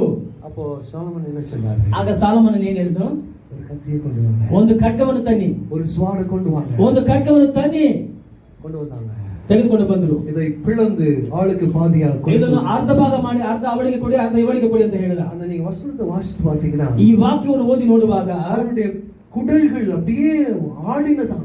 ಆ ತಾಯಿ ಹೆತ್ತ ತಾಯಿಗೆ ಆ ಕರುಳು ಹಾಗೆ ಆಡಿದಂತೆ ಅಲುಗಾಡಿದಂತೆ. பாருங்க, ನೋಡಿರಿ, அவருடைய குடல்கள் அப்படியே ஆடினதான். ಆ ಹೆತ್ತ ತಾಯಿ ಒಂದು ಕರುಳು ಹಾಗೆ ಅಲುಗಾಡಿದಂತೆ. ಕಂಪ್ಯಾಷನ್ನಾல நிறைந்து ಅವಳು ದಯೆಯಿಂದ ಹಾಗೆ ತುಂಬಿದವಳಾಗಿ ಅವಳಿಗೆ ಕೊಡದು ಬಿಡುங்க. ಅದು ಜೀವಂತವಾಗಿ ಅವಳಿಗೆ ಕೊಟ್ಟು ಬಿಡಿ. உயிரோடவாக இருக்கட்டும், ಅದು ಜೀವಂತವಾಗಿ ಇರಲಿ, ಅವಳಿಗೆ ಕೊಡುತ್ತು ಬಿಡುங்க ಅವಳಿಗೆ ಕೊಟ್ಟು ಬಿಡಿ ಎಂದು சொன்னா. ಹಾಗಂತ ಹೇಳಿದಂತೆ. ಎಂದು சொன்னா. ಹಾಗಂತ ಹೇಳಿ சாலமோனுக்கு புரிந்தது. ಆಗ ಸಾಲೋಮೋನನಿಗೆ ಅರ್ಥವಾಯಿತು. குழந்தை எங்க இருந்தாலும் உயிரோடு இருக்க வேண்டும் என்று சொல்லி நினைக்கிறாளே என்று சொல்லி ಅವಳ ಹೆತ್ತ ತಾಯಿ ಆ ಮಗು ಎಲ್ಲಿದ್ದರೂ ಸಹ ಜೀವಂತವಾಗಿರಲಿ ಅಂತ ನೆನೆಸಿ சாலமோனுக்குள்ளே ஒரு ஞானம் இருந்தது. ಸಾಲೋಮೋನಲ್ಲಿ ಒಂದು ಜ್ಞಾನವು ಇತ್ತು. அது யார் கொடுத்தது? ಅದು ಯಾರು ಕೊಟ್ಟಿದ್ದು? அவன் கேட்கிறான். ಅವನು ಕೇಳ್ತಾನೆ, இத்த பெரிய ஜனத்தை விசாரிப்பதற்கு எனக்கு ஞானம் வேண்டும் ஆண்டவரே என்று சொல்லி ಇಷ್ಟು ದೊಡ್ಡ ಇಸ್ರಾಯೇಲ್ ಜನಗಳನ್ನು ಪಾಲಿಸುವುದಕ್ಕೆ ನನಗೆ ಜ್ಞಾನವನ್ನು ಬೇಕು ಅಂತ சாலமோனுக்கு ஞானத்தை மாத்திரமல்ல ஐஸ்வர்யத்தையும் சேர்ந்து கொடுத்தார். ಸಾಲೋಮೋನನಿಗೆ ಜ್ಞಾನವನ್ನು ಮಾತ್ರವಲ್ಲದೆ ಐಶ್ವರ್ಯವನ್ನು ಘನ ಐಶ್ವರ್ಯವನ್ನು ದೇವರು ಕೂಡಿಸಿಕೊಟ್ಟರು. சேர்ந்து கொடுத்தார். ಅದನ್ನು ಕೂಡಿಸಿಕೊಟ್ಟರು. அது மாத்திரமல்ல, ಅದು ಮಾತ್ರವಲ್ಲದೆ அந்த ஞானத்தினால ಆ ಜ್ಞಾನದಿಂದ அவன் பிரசித்தி பெற்றவனாய் இருந்தான். ಅವನು ಪ್ರಸಿದ್ಧಿ அந்த ಹೊಂದಿದವನಾದನು. ஞானத்தை கேட்டு ಆ ಜ್ಞಾನವನ್ನು ಕೇಳಿ கிழக்கத்தி புத்திரரெல்லாம் அங்க போய் பார்த்தாங்களாம். ಎಲ್ಲಾ ಜನಗಳು ಸಹ ಅವನ ಬಳಿಗೆ ಕೂಡಿ அந்த ராஜஸ்திரீ போய் பார்த்தாளாம். ರಾಜಸ್ತ್ರೀ ಸಹ ಬಂದು ಕೇಳಿದರು. ஞானம் பிரசித்தி பெற்றதா இருந்தது. ಅವನ ಜ್ಞಾನವು ಪ್ರಸಿದ್ಧಿ ಹೊಂದಿದ್ದಾಗಿತ್ತು. தேவன் கொடுத்தது. ಅದು ದೇವರು ಕೊಟ್ಟಂತ ಜ್ಞಾನ. ದೇವರು ಕೊಟ್ಟಂತ ಜ್ಞಾನ. தீர்ப்பை பார்த்து ಆ ಒಂದು ತೀರ್ಪನ್ನು ನೋಡಿ கடைசி வசனம் வாசிங்க. 1 ராஜாக்கள் 1 ಅರಸುಗಳು 3வது அதிகாரம் கடைசி வசனம் 28. 1 ಅರಸುಗಳು 3ನೇ 3ನೇ ಅಧ್ಯಾಯ 18ನೇ ವಾಕ್ಯವನ್ನು ಓದಿ. ஓதிமா ಓದಿ ಯಾರು ಓದಿದ್ರಲ್ಲ. 3ನೆಯ ದಿನದಲ್ಲಿ ಇವಳು ಹೆತ್ತಳು, ನಾವಿಬ್ಬರು ಒಟ್ಟಿಗೆ ಇದ್ದವು. 3:28 ಇಸ್ರಾಯೇಲರೆಲ್ಲರೂ ಅರಸನ ಈ ತೀರ್ಪನ್ನು ಕೇಳಿ ನ್ಯಾಯ ನಿರ್ಣಯಿಸುವುದಕ್ಕೆ இந்த தீர்ப்பை கேட்டு ಈತನಲ್ಲಿ ದೇವ ಜ್ಞಾನವಿದೆ ಎಂದು ತಿಳಿದು. என்ன ஞானம்? தேவ ஞானம் அவனுக்குள்ளே இருந்தது என்று சொல்லி சொன்னார்கள். ಅವನಿಗೆ ಬಹಳವಾಗಿ ಭಯಪಟ್ಟರು. அந்த தீர்ப்பு, ಆ ಒಂದು ತೀರ್ಪು ஞானமான தீர்ப்பு, ಅದು ಜ್ಞಾನವಾದ ತೀರ್ಪು. அந்த உண்மையான குழந்தை உடையவள் அவர் வயிறு துடித்ததாம். ನಿಜವಾಗಿ ಎತ್ತ ತಾಯಿಯ ಒಂದು ಕರುಳು ಹಾಗೆ ಕುದಿಯಿತಂತೆ. அதை பார்த்தார். ಅದನ್ನು ನೋಡಿದಳು. அவருடைய அந்த தீர்ப்பு எப்படி இருந்ததா? ಆ ತೀರ್ಪು ಹೇಗಿತ್ತಂದರೆ ಪ್ಯಾಷನ್, ಇಣಕಂ ಉಳ್ಳದು. ಅದು ಬಹಳ ಕರುಣೆ ಉಳ್ಳದು. It was considerate. ಅದು ಬಂದು ಕರುಣೆ ಉಳ್ಳದು. The judgment was considerate. ಆ ಒಂದು ನಿರ್ಣಯವಾದದ್ದು ಸರಿಯಾದದ್ದು. He was considering her. ಅವಳನ್ನು ನಾವು ನ್ಯಾಯ ನಿರ್ಣಯಿಸುವಾಗ அவளுதான் நியாயம் என்று சொல்லி கன்சிடர் பண்ணினாரு. ಅದೇ ನ್ಯಾಯವನ್ನು ಅವಳು ನಿರ್ಣಯಿಸಿದರು. இன்னைக்கு நியாயஸ்தானத்தில் அப்படி இருக்குதா? ಇಂದಿಗೆ ನ್ಯಾಯಸ್ಥಾನ ಆ ರೀತಿಯಾಗಿ ಇದೆಯಾ? அப்படி இருக்குதா? ಆ ರೀತಿಯಾಗಿ ಇದೆಯಾ? அப்படி இல்ல. ಆ ರೀತಿಯಾಗಿ ಇಲ್ಲ. சுத்தமா இல்ல. ಅದು ಶುದ್ಧವಾಗಿ ಇಲ್ಲ. சமாதானம் உள்ளதா இருக்குதா? ಅದು ಸಮಾಧಾನಕರವಾಗಿದೆಯಾ? பாருங்க, அந்த கெட்டவா ಆ ಕೆಟ್ಟವಳು அவருடைய குழந்தை மரித்து விட்டது, ಅವಳ ಮಗುವು ಸತ್ತು ಹೋಗಿತ್ತು, அடுத்த குழந்தை தன்னது என்று சொல்லி எடுத்துக்கொண்டா. ಬೇರೆಯವಳ ಮಗು ನನ್ನದು ಅಂತ ಹೇಳಿದು. அவ சொல்றா, ಅವಳು ಹೇಳಿದು அந்த குழந்தையை பிளந்து விடுங்கள் என்று சொல்லுகிறார். ಆ ಮಗುವನ್ನು ಹಾಗೆ ಅರ್ಧ ಭಾಗ ಮಾಡಿ ಅಂತ ಹೇಳಿದ್ದು. அது உயிரோடு இருக்கட்டும்னு அவன் உண்மையான தாய் நினைத்தார். ನಿಜವಾದ ಅವಳ ಹೆತ್ತ ತಾಯಿ ಹೇಳಿದ್ರು ಅದು ಜೀವಂತವಾಗಿರ್ಲಿ ಅಂತ. அந்த தீர்ப்பு எப்படிப்பட்ட தீர்ப்பு? ಆ ಒಂದು ತೀರ್ಪು ಯಾವ ರೀತಿಯಾದದ್ದು? யாருக்கு சமாதானம் உண்டாச்சு? ಅದು ಯಾರಿಗೆ ಸಮಾಧಾನ ಉಂಟಾಯಿತು? உண்மையான தாய்க்கு சமாதானம் ಅದು உண்டாச்சு. ನಿಜವಾದ ಹೆತ್ತ ತಾಯಿಗೆ ಸಮಾಧಾನ ಉಂಟಾಯಿತು. அந்த தீர்ப்பு ಆ ತೀರ್ಪಾದದ್ದು தேவ ஞானத்தினாலே வந்தது என்று வேதத்தில் வாசிக்கிறோம். ದೇವರ ಜ್ಞಾನದಿಂದ ಬಂದದ್ದು ಅಂತ ನಾವು ಸತ್ಯವೇದದಲ್ಲಿ ಓದ್ತೇವೆ. ஜோதியில் பிதாவினிடத்தில் புறப்பட்டு வருகிற எந்த ஈவும் எந்த வரமும் ஜோதியில் பிதாவிலிருந்து புறப்பட்டு வருகிறது என்று சொல்லி யாக்கோபு 1:17 வாசிக்கிறோம். ಯಾಕೋಬು 1:15 ಹೇಳುತ್ತೇವೆ, ಅದು ಪರಲೋಕದಿಂದ ಬರುವಂತ ಜ್ಞಾನವು, ಜ್ಯೋತಿಗಳ ತಂದೆಯಿಂದ ಬರುವಂತ ಜ್ಞಾನವು ಅದು ದೇವರಿಂದ ಬರುವಂತ ವರವಾಗಿದೆ ಎಂದು ಹೇಳಲ್ಪಟ್ಟಿದೆ. யாக்கோபு 1:5 வாசிங்க. ಯಾಕೋಬನು 1:5 ಓದಿ. ஒருவன் ஞானத்திலே குறைவுள்ளவனாய் இருந்தான், ಒಬ್ಬನು ಜ್ಞಾನದಲ್ಲಿ ಸಂಪೂರ್ಣವಾಗಿ கொடுக்கிற தேவனிடத்தில் கேட்க கடவன் என்று வேதம் சொல்லுகிறது. ಸಂಪೂರ್ಣವಾಗಿ ಕೊಡುವಂತ ದೇವರ ಬಳಿ ಅವನು ಕೇಳಿಕೊಳ್ಳಲಿ. அறவரையா கொடுக்கிறவரಲ್ಲ, ಅರ್ಧಬರ್ಧ ಕೊಡುವವನಲ್ಲ, ಸಂಪೂರ್ಣವಾಗಿ கொடுக்கிறவர்கள் கேட்க கடவன். ಸಂಪೂರ್ಣವಾಗಿ ಕೊಡುವ ಆತನ ಬಳಿಯಲ್ಲಿ ಕೇಳುವ. சாலமோன் கேட்டான், ಸಾಲೋಮನನ್ನು ಕೇಳಿದನು, இவர்களை தீர்ப்பதற்கு, ಇವರಿಗೆ ತೀರ್ಪು ಕೊಡುವುದಕ್ಕಾಗಿ, நீதி செய்வதற்கு, ಇವರಿಗೆ ನೀತಿಯನ್ನು ಒದಗಿಸುವುದಕ್ಕಾಗಿ ನನಗೆ ಜ್ಞಾನ ಬೇಕು ದೇವರೇ ಅಂತ ಕೇಳಿದ. நமக்கு ஞானம் தேவையாயிருக்கு. ನಮಗೆ ಜ್ಞಾನ ಬೇಕಾಗಿದೆ. உலக ஞானம் ಮಾತ್ರವಲ್ಲ, ಈ ಲೋಕದ ಜ್ಞಾನವು ಮಾತ್ರವಲ್ಲದೆ உலக ஞானம் வேண்டாமா? ಈ ಲೋಕದ ಜ್ಞಾನ ಬೇಡವಾ? வேணும், ಬೇಕು. அதற்கு மிஞ்சினது, ಅದಕ್ಕಿಂತ ಮಿಂಚಿನದು என்னது? ಅದಕ್ಕಿಂತ ಹೆಚ್ಚಾದ ಜ್ಞಾನ, ಅದು ದೇವರ ಜ್ಞಾನವು. ஞானம் நமக்கு தேவை. ದೇವರ ಜ್ಞಾನವು ನಮಗೆ ಬೇಕು. பாருங்க, ನೋಡಿ, ஞான ಯುಕ್ತಿಗಳು எழுதினான், ಜ್ಞಾನೋಕ್ತಿಗಳನ್ನು ಆತನು ಬರೆದನು, நீதிமொழிகளை எழுதினான். ಆ ನೀತಿ ಮೋದಿಗಳ ಜ್ಞಾನೋಕ್ತಿಗಳನ್ನು ಬರೆದನು. அவன் ஒரೇ ஒரு தப்பு பண்ணான். ಆತನು ಒಂದೇ ಒಂದು ತಪ್ಪು ಮಾಡಿದ. என்ன தப்பு? அவனுக்கு எத்தனை மனைவி? 1000 700 மனைவி, 700 ಹೆಂಡತಿಯರು, 300 மறுமனையாட்டிகள். அவன் கல்யாணம் பண்ணது கூட தப்பு இல்ல அந்த காலத்துல. ಆ ಕಾಲದಲ್ಲಿ ಮದುವೆ ಮಾಡ್ಕೊಳ್ಳೋದು ಸಹ ತಪ್ಪಲ್ಲ. Polygamy was common that those days. ಆ ಕಾಲದಲ್ಲಿ ಎಷ್ಟು ಮದುವೆ ಬೇಕಾದ್ರೂ ಮಾಡಿಕೊಳ್ಳೋದು ತಪ್ಪಲ್ಲ, அது தப்பு இல்ல, ಅದು ತಪ್ಪಲ್ಲ. ஆனா ಆದರೆ அவன் அவருடைய வழியை பின்பற்றி சென்றான். ಅವನ ದಾರಿನ ಅವನು ಹಿಡ್ಕೊಂಡು ಹೋದ. என்ன வழி? ಯಾವ ದಾರಿ? விக்கிரக ஆராதனை செய்தான். ವಿಗ್ರಹ ಆರಾಧನೆಯನ್ನು விக்கிரக ஆராதனை செய்தான். ವಿಗ್ರಹ ಆರಾಧನೆ ಮಾಡಿದ. அதனால ಆದ್ದರಿಂದ அவனுடைய ராஜ்யம் இரண்டாக கிழிக்கப்பட்டது. ಅವನ ರಾಜ್ಯವು ಇಬ್ಬಾಗವಾಯಿತು, இரண்டாக போயிடுச்சு. 2 ಭಾಗವಾಯಿತು. ஞான ஆண்டவர் கொடுத்திருந்தார், ಜ್ಞಾನವನ್ನು ದೇವರು ಕೊಟ್ಟಿದ್ದರು. உனக்கும் எனக்கும் ஞானம் கொடுத்திருக்கிறார். ನಿನಗೂ ನನಗೂ ದೇವರು ಜ್ಞಾನವನ್ನು ಕೊಟ್ಟಿದ್ದಾರೆ. சரியாக பயன்படுத்துகிறோம், ಅದನ್ನು ಸರಿಯಾಗಿ ನಾವು ಉಪಯೋಗಿಸಿಕೊಳ್ತೇವಾ? சரியாக பயன்படுத்துகிறோம், ಸರಿಯಾಗಿ ಉಪಯೋಗಿಸಿಕೊಳ್ತೇವಾ? டாக்டர் சொன்னாரு. ಆ ಡಾಕ್ಟರ್ ಸಹೋದರಿ ಹೇಳಿದ್ರು, வேற இடத்துல இருக்கும்போது ಬೇರೆ ಕಡೆ கைவிடப்பட்ட நிலைமை, ನಾನು ಕೈ ಬಿಡಲ್ಪಟ್ಟಂತ ಒಂದು ಪರಿಸ್ಥಿತಿ. இங்க இருந்தா எல்லாரும் தெரியும், ಇಲ್ಲಿದ್ರೆ ಎಲ್ಲರೂ ಸಹ ಗೊತ್ತು. என்ன பிரச்சனை இருந்தாலும் அப்பாவுக்கு ಫೋನ್ பண்ணலாம், ಏನು ಸಮಸ್ಯೆ ಇದ್ರೆ ಅಪ್ಪನವರಿಗೆ ಫೋನ್ ಮಾಡ್ತೀನಿ, ಫ್ರೆಂಡ್ಸ್ಗೆ ಫೋನ್ பண்ணலாம், ಸಹೋದರ ಫ್ರೆಂಡ್ಸ್ ಫೋನ್ ಮಾಡ್ತೀನಿ. யாருமே அறியாத தேசத்துல இருக்கும்போது, ಯಾರು ತಿಳಿಯದ ದೇಶದಲ್ಲಿ ನಾನು ಇದ್ದೇನೋ, ஒரு காலத்துல நானும் அதே சூழ்நிலை விசாகப்பட்டிருந்து தங்கி இருந்தேன். ಒಂದು ಸಮಯದಲ್ಲಿ ನಾನು ಸಹ ವಿಶಾಖಪಟ್ಟಣ ಅದೇ ಸನ್ನಿವೇಶದಲ್ಲಿ ನಾನು ಇದ್ದೆ. சொல்லும் பொழுது ಅವರು ಹೇಳುವಾಗ அதை நினைத்துக்கொண்டே, ನಾನು ಅದನ್ನು ನೆನೆಸಿಕೊಂಡೆ. ஒரு நாள் சாயங்காலம் 6 மணிக்கு ಒಂದು ದಿನ ಸಾಯಂಕಾಲ 6 ಗಂಟೆಗೆ ರೂಮ್ல ಉட்கார்ந்து இருக்கும் பொழுது ನಾನು ರೂಮಿನಲ್ಲಿ ಕುಳಿತಿರುವಾಗ நான் கண்ணீர் விட்டேன். ಹಾಗೆ ಕಣ್ಣೀರು ಸುರಿಸಿದೆ, கண்ணீர் விட்டேன். ಕಣ್ಣೀರು ಸುರಿಸಿದೆ. I experienced that. ಆ ಒಂದು ಅನುಭವ ನಾನು ಹೊಂದಿಕೊಂಡೆ. அந்த ಅನುಭವத்துல ಆ ಅನುಭವದಲ್ಲಿ ವೇದத்தை தெரிந்து கொண்டான், ಸತ್ಯವೇದನ ಆತನು ತಿಳಿದುಕೊಂಡ, ಯೇಸುவை தெரிந்து கொண்டான். ಯೇಸು ಕ್ರಿಸ್ತನ ಅರಿತುಕೊಂಡರು. These are all the occasions God will speak to us. ದೇವರು ಇಂತಹ ರೀತಿಯ ಕಾರ್ಯಗಳ ಮುಖಾಂತರ ನಮ್ಮ ಸಂಗಡ ಮಾತನಾಡುತ್ತಾರೆ. God will speak to us. ದೇವರು ನಮ್ಮ ಸಂಗಡ ಮಾತನಾಡ್ತಾನೆ, ஞானத்தை கொடுக்கிறார், ಜ್ಞಾನವನ್ನು ಕೊಡುತ್ತಾರೆ. பரத்திலிருந்து வருகிற ஞானத்தை கொடுக்கிறார். ಪರಲೋಕದಿಂದ ಬರುವಂತಹ ಜ್ಞಾನವನ್ನು ದೇವರು ಕೊಡುತ್ತಾರೆ. ஞானம் முதலாவது சுத்தமுள்ளது என்று சொன்னேன். ಇಂತಹ ಜ್ಞಾನ ಮೊದಲದು ಶುದ್ಧವಾದದ್ದು, இரண்டாவது சமாதானம் உள்ளது, ಎರಡನೇ ಸಮಾಧಾನಕರವಾದದ್ದು. அந்த ராஜா சமாதானமான தீர்ப்பை கொடுத்தார். ಆ ರಾಜನು ಸಮಾಧಾನವಾದ ತೀರ್ಪನ್ನು ಕೊಟ್ಟನು. பாருங்க, சாந்தமா இருந்தாரு. ನೋಡಿ, ಅವನು ಶಾಂತ ಗುಣವುಳ್ಳವನಾಗಿದ್ದನು. சாந்தமான தீர்ப்பை கொடுத்தார். ಶಾಂತವಾದ ತೀರ್ಪನ್ನು ரெண்டு ಕೊಟ್ಟನು. பேரும் ராஜா முன்னாலே சண்டை போடுறாங்க. ಇಬ್ಬರು ಸಹ ಅರಸನ ಮುಂದೆ ಜಗಳ ಮಾಡ್ತಾ ಇದ್ರು. ராஜா என்ன பண்ணிருக்கணும்? ಆಗ ರಾಜ ಏನ್ ಮಾಡಬೇಕಾಗಿತ್ತು? கோபம் வந்திருக்கும் தானே, ಕೋಪ ಬಂದಿರ್ತಲ್ಲ ರಾಜನಿಗೆ. முன்னாலே சண்டை போடுறீங்க, ಏನ್ ನನ್ ಮುಂದೆ ಜಗಳ ಮಾಡ್ತೀರಲ್ಲ அப்படின்னு ஒண்ணு சொல்ல அவரு. ಹಾಗಂತ ರಾಜನು ಹೇಳಿಲ್ಲ. பாருங்க, ನೋಡಿರಿ, அந்த ஞானம் சாந்தமுள்ளது. ಆ ಜ್ಞಾನವಾದದ್ದು ಶಾಂತ ಗುಣವುಳ್ಳದ್ದು. நாம இருந்தா என்ன பண்ணுவோம்? ನಾವಾಗಿದ್ರೆ ಏನ್ ಮಾಡ್ತಾ ಇದ್ವಿ? அவங்களுக்கு மேல நாம ஆர்கியூ பண்ணுவோம். ಅವರಿಗಿಂತ ಹೆಚ್ಚಾಗಿ ನಾವು ವಾದಿಸ್ತಾ ಇದ್ವಿ. ಹೌದಾ ಇಲ್ವಾ? ಹೌದಾ ಇಲ್ವಾ? நாம கரெக்டா இல்லையோ, ನಾವು ಸರಿಯೋ ಇಲ್ವೋ, நாம என்ன பண்ணுவோம்? ನಾವು ಏನ್ ಮಾಡ್ತೇವೆ? ஆர்கியூ பண்ண ஆரம்பிச்சிடுவோம். ನಾವು ಅದನ್ನು ತರ್ಕ ಮಾಡ್ತೇವೆ. சமாதானம் உள்ளது, ಆದರೆ ಅದು ಸಮಾಧಾನವಾದದ್ದು. எடுத்துட்டீங்களா? ஜேம்ஸ் 3:17. ಯಾಕೋಬನು 3:17 வாசிங்க. ಅದನ್ನು ತೆಗೆದು ಓದಿ. ಯಾಕೋಬನು 3:17 அது சுத்தமுள்ளது, ಅದು ಶುದ್ಧವಾದದ್ದು, சமாதானம் உள்ளது, ಸಮಾಧಾನವಾದದ್ದು, அது சாந்தமானது, ಅದು ಶಾಂತ ಗುಣವುಳ್ಳದ್ದು, சாந்தமுள்ளது. ಶಾಂತ ಗುಣವುಳ್ಳದ್ದು. ಸಕಲ ವಿಧವಾದ ನೀಚ ಕೃತ್ಯಗಳು, ಆದರೆ ಮೇಲಿನಿಂದ ಬರುವ ಜ್ಞಾನವು ಮೊದಲು ಪರಿಶುದ್ಧವಾದದ್ದು. ஞானம் மேலிருந்து வர்ற ஞானம் எப்படி இருக்குதா? பரிசுத்தமா இருக்குதா? ಅದು ಪರಿಶುದ್ಧವಾದದ್ದು, பரிசுத்த ஞானம், ಪರಿಶುದ್ಧವಾದ ಜ್ಞಾನ. அந்த ஞானம் நமக்கு தேவை. ಆ ಜ್ಞಾನ ನಮಗೆ ಬೇಕು. அசுத்தமானது வேண்டாம் நமக்கு. ಅಶುದ್ಧವಾದ ಜ್ಞಾನ ನಮಗೆ ಬೇಡ. அசுத்தமான ஞானம் நமக்கு தேவை. ಅಶುದ್ಧವಾದ ಜ್ಞಾನವು ನಮಗೆ ಬೇಡ. வாசிங்க. ಆಮೇಲೆ ಸಮಾಧಾನಕರವಾದದ್ದು, ವಿನಯವುಳ್ಳದ್ದು, ಸಂತೋಷವಾಗಿ ಒಪ್ಪಿಕೊಳ್ಳುವಂಥದ್ದು, ಕರುಣೆ ಮುಂತಾದ ಒಳ್ಳೆಯ ಫಲಗಳಿಂದ ತುಂಬಿರುವಂತದ್ದು ಆಗಿದೆ. ಅದರಲ್ಲಿ ಚಂಚಲವು ಕಪಟವು ಇಲ್ಲ.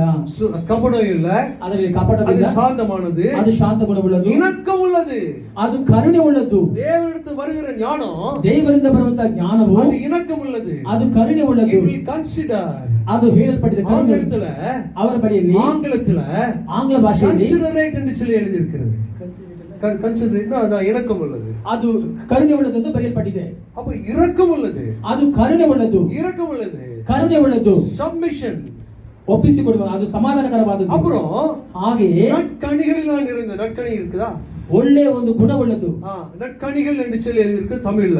ತಮಿಳಿನಲ್ಲಿ ನರ್ಕಣಿ ಅಂದ್ರೆ ಒಳ್ಳೆ ಗುಣವುಳ್ಳದ್ದು. ಮರ್ಸಿ ಫ್ರೂಟ್ ಎಂದು சொல்லி ಆಂಗ್ಲದಲ್ಲಿ எழுதி இருக்கிறது. ಆಂಗ್ಲ ಭಾಷೆಯಲ್ಲಿ ಮರ್ಸಿ ಫ್ರೂಟ್ ಅಂದ್ರೆ ಅದು ಒಳ್ಳೆ ಗುಣವುಳ್ಳದ್ದು ಎಂದು ಬರೆಯಲ್ಪಟ್ಟಿದೆ. ಅದು ಪಕ್ಷಪಾತಂ ಇಲ್ಲದದು, ಅದು ಪಕ್ಷಪಾತವು ಇಲ್ಲದೆ ಇರುವುದು, ಅದು ಮಾಯಮற்றது, ಅದು ಮಾಯೆ ಇಲ್ಲದದು, ಅದು ಪಕ್ಷಪಾತம் செய்யாது, ಅದು ಪಕ್ಷಪಾತ ಮಾಡುವುದಿಲ್ಲ, ஒருவருக்கு ஒரு மாதிரி இன்னொருக்கு ஒரு மாதிரி செய்யாது, ಒಬ್ಬರಿಗೆ ಒಂದು ರೀತಿ ಇನ್ನೊಬ್ಬರಿಗೆ ಒಂದು ರೀತಿ ಅದು ಮಾಡುವುದಿಲ್ಲ. ಕೆಟ್ಟವನಿಗೆ ಕೆಟ್ಟ ತೀರ್ಪು தான், ಕೆಟ್ಟವನಿಗೆ ಕೆಟ್ಟ ತೀರ್ಪು, நல்லவனுக்கு நல்ல ತೀರ್ಪು, ಒಳ್ಳೆಯವನಿಗೆ ಒಳ್ಳೆ ತೀರ್ಪೆ. அதுதான் ஞானம், ಅದೇ ಜ್ಞಾನವು. ಅದು ಸುತ್ತಮುಳ್ಳದಾಗಿ ಇರುತ್ತೆ, ಅದು ಶುದ್ಧವಾದದ್ದು, ಅದು ಸಮಾಧಾನವುಳ್ಳದಾಗಿ ಅದು ಇರುತ್ತೆ, ಸಮಾಧಾನವುಳ್ಳದ್ದು, ಅದು ಶಾಂತವುಳ್ಳದಾಗಿ ಇರುತ್ತೆ, ಅದು ಶಾಂತ ಗುಣವುಳ್ಳದ್ದು, இணக்கமுள்ளதாಗಿ ಅದು இருக்கும், ಕರುಣೆ ಉಳ್ಳದ್ದು, இரக்கமுள்ளதாಗಿ இருக்கும், ಅದು ವಿನಯವುಳ್ಳದ್ದು, நல்ல கனிகள் உள்ளதாಗಿ இருக்கும். ಒಳ್ಳೆ ಫಲಗಳನ್ನು ಕೊಡುವಂತದ್ದು. பாருங்க, ஆங்கிலத்துல இப்படி எழுதி இருக்கிறது. ಆಂಗ್ಲ ಭಾಷೆಯಲ್ಲಿ ರೀತಿಯಾಗಿ You ಬರೆಯಲ್ಪಟ್ಟಿದೆ. will know the tree by its fruit.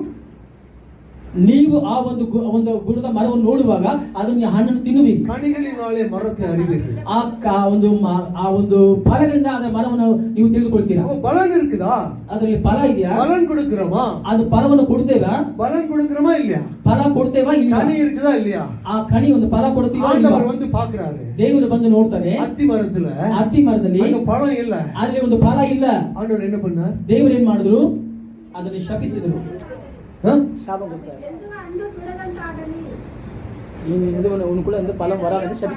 சபிச்சிட்டாரு. ದೇವರು ಅದನ್ನು ಶಪಿಸಿದರು. அப்போ ಆಗ எனக்குள்ள கனி இருக்குதா? ನನ್ನಲ್ಲಿ ಆ ಒಂದು ಕಣಿ ಫಲವಿದೆಯಾ? கனி கொடுக்கிறேனா? ನಾನು ಫಲವನ್ನು ಕೊಡ್ತೇನಾ? கனி கொடுக்கிற மரமா இருக்கிறேனா? ನಾನು ಫಲವನ್ನು ಕೊಡುವಂತ ಮರವಾಗಿದ್ದೇನಾ? ஞானம் இருந்தா, ಜ್ಞಾನವು ಇದ್ರೆ கனி கொடுப்போம், ನಾವು ಫಲವನ್ನು ಕೊಡ್ತೇವೆ. ஞானம் இல்லைன்னா ಜ್ಞಾನವು ಇಲ್ಲ ಅಂದ್ರೆ கனி கொடுக்க மாட்டோம். ನಾವು ಫಲವನ್ನು ಕೊಡೋದಿಲ್ಲ. பாருங்க, கிரியை இல்லாத விசுவாசம் செத்த விசுவாசம். ಅದು ಕ್ರಿಯೆ ಇಲ್ಲದಂತ ಒಂದು ನಂಬಿಕೆ, ಅದು ಸತ್ತದ್ದಾಗಿದೆ. அது செத்த விசுவாசம், ಅದು ಸತ್ತಂತ ನಂಬಿಕೆ ಆಗಿದೆ. கிரியை உள்ளவர்களா இருக்க வேண்டும். ನಾವು ಕ್ರಿಯೆ ಉಳ್ಳವರಾಗಿರಬೇಕು. ஒருத்தர் பசிக்குதுன்னு வராரு, ಒಬ್ಬರು ಹೊಟ್ಟೆ ಹಸಿವುದು ಬರ್ತಾರೆ. இயேசு நல்லவர், ಯೇಸು ಒಳ್ಳೆಯವರು, இயேசு நல்லவர், ಯೇಸು ಒಳ್ಳೆಯವರು, உன்னை ரட்சிக்கிறவர், ನಿನ್ನನ್ನು ರಕ್ಷಿಸುತ್ತಾರೆ, நீ இயேசு ஏற்றுக்கொள். ನೀನು ಯೇಸುವನ್ನು ಸ್ವೀಕರಿಸಿಕೋ. அவன் கேட்பானா? ಹಾಗಂದ್ರೆ ಹೇಳ್ತಾನ? அவனுக்கு ಏನು வேணும்? ಅವನಿಗೆ ಏನ್ ಬೇಕು? ஒரு பொங்கல் வடை, ಒಂದು ಪೊಂಗಲ್, ಒಂದು ವಡೆ, ಒಂದು பொங்கல் வடை, ಒಂದು ಪೊಂಗಲ್ ವಡೆ, இட்லி வடை, ಇಲ್ಲ ಅಂದ್ರೆ ಇಡ್ಲಿ ವಡೆ, லெமன் சாதம், ಇಲ್ಲ ಅಂದ್ರೆ ಚಿತ್ರಾನ್ನ, ஏதோ ஒன்று கொடுக்கணும். ಯಾವ್ದೋ ಒಂದು ಕೊಡಬೇಕು. அதை விட்டுட்டு ಅದನ್ನ ಬಿಟ್ಟು இயேசு ಒಳ್ಳೆಯವರು, ಯೇಸು ಒಳ್ಳೆಯವರು, அதெல்லாம் இருக்கட்டும், ಅದೆಲ್ಲ ಇರ್ಲಿ, எனக்கு ಹೊಟ್ಟೆ ಹಸಿಯುತ್ತೆ, ನನಗೆ ಹೊಟ್ಟೆ ಹಸಿತಾ ಇದೆ, ஏதாவது கொடுப்பா, ಏನಾದ್ರೂ ಕೊಡಪ್ಪ. நான் மிஷனரிகள் இந்த வந்தப்போ ಆದ್ದರಿಂದ ಮಿಷನರಿಗಳಿಗೆ ಬರುವಾಗ ಅವರು செய்த ஊழியத்தின் பெயர் என்ன தெரியுமா? ಅವರು ಮಾಡಿದ ಒಂದು ಸೇವೆ ಒಂದು ಹೆಸರು ಏನಂದ್ರೆ சோப்பு, சீப்பு, சூப்பு. ಸೋಪು ಬಾಚಣಿಗೆ, சீப்பு, சீப்பு, ಸೋಪು ಬಾಚಣಿಗೆ, சூப்பு, ಹೊಟ್ಟೆ ಸೂಪು, ಆ ಹೊಟ್ಟೆಗೆ ಮತ್ತೆ ತಲೆಗೆ ಮತ್ತೆ சூப்பு ಅಂದ್ರೆ கஞ்சி, ಗಂಜಿ, ಗಂಜಿ, ಸೋಪು ಮತ್ತೆ ಬಾಚಣಿಗೆ. ಹಿಂಗೆ ಒರ್ತನು ಕುಳಿಕಾಮ ಇರುತ್ತಾ? ಯಾಕಂದ್ರೆ ಇಲ್ಲಿ ಒಬ್ರು ಸ್ನಾನ ಮಾಡಿದ್ರೆ ಇದ್ರು, ಸೀವಲ ಒಬ್ಬನು ತಲೆ ಬಾಚ್ತಾ ಇರ್ಲಿಲ್ಲ. ಮೊದಲ ಸೋಪು ಕುಡಿದು ಮೊದಲು ಸ್ನಾನ ಮಾಡಿಸಿದ್ರು, அடுத்து சீவ சொன்னாங்க, ನಂತರ ತಲೆ ಬಾಚಕ್ಕೆ ಹೇಳಿದ್ರು, ವೈದ್ಯಕ್ಕೆ ಉಣವು ಕೊಡ್ತಾங்க, ಆ ಹೊಟ್ಟೆಗೆ ಗಂಜಿ ಕೊಡು. ಮೊದಲ ಒಂದನ ಯೇಸು நல்லவர்னு அவங்க சொல்லல. ಮೊದಲನೇ ಬಂದ ತಕ್ಷಣ ಯೇಸು ಒಳ್ಳೆಯವರು ಅಂತ ಹೇಳಿಲ್ಲ. ಕ್ರಿಯೆ ಇಲ್ಲವ ಯೇಸುவை ஏற்றுக்கொள்ள முடியாதல்ವಾ? ಈ ಕ್ರಿಯೆ ಇಲ್ಲದೆ ಅವರು ಯೇಸುವನ್ನು ಸ್ವೀಕರಿಸಲು ಆಗ್ತಾ ಇಲ್ಲ. நமக்கு ஞானம் வேணும். ಆದರೆ ನಮಗೆ ಜ್ಞಾನ ಬೇಕು. இந்த ஸ்தலத்துல கிரியை இருக்கிறதா இல்லையா? ಈ ಒಂದು ಸ್ಥಳದಲ್ಲಿ ಕ್ರಿಯೆ ಇದೆಯಾ ಇಲ್ವಾ ನೀವು ಹೇಳಿ. அந்த அம்மா இந்த பாஸ்டர் செய்கிற ஊழியத்துல கிரியை இருக்கிறதா இல்லையா? ಈ ಅಮ್ಮನವರು ಮಾಡುವಂತ ಸೇವೆಯಲ್ಲಿ ಕ್ರಿಯೆ ಇದೆಯಾ ಇಲ್ವಾ ಹೇಳಿ. ಕ್ರಿಯೆ ಇದೆ, ತುಂಬಾ ಇದೆ, ವಿಶ್ವಾಸ ಇಲ್ಲ ನಿಮಗೆ. ಕ್ರಿಯೆ ಇದೆ ಆದ್ರೆ ನಮಗೆ ನಂಬಿಕೆ ಇಲ್ಲ. ಕ್ರಿಯೆ ಮಾತ್ರ ತಗೊಳ್ತೀರಾ, ಹೋಗ್ತೀರಾ. ಕ್ರಿಯೆ ಮಾತ್ರ ತಗೊಳ್ತೀವಿ, ಹೋಗ್ತೇವೆ.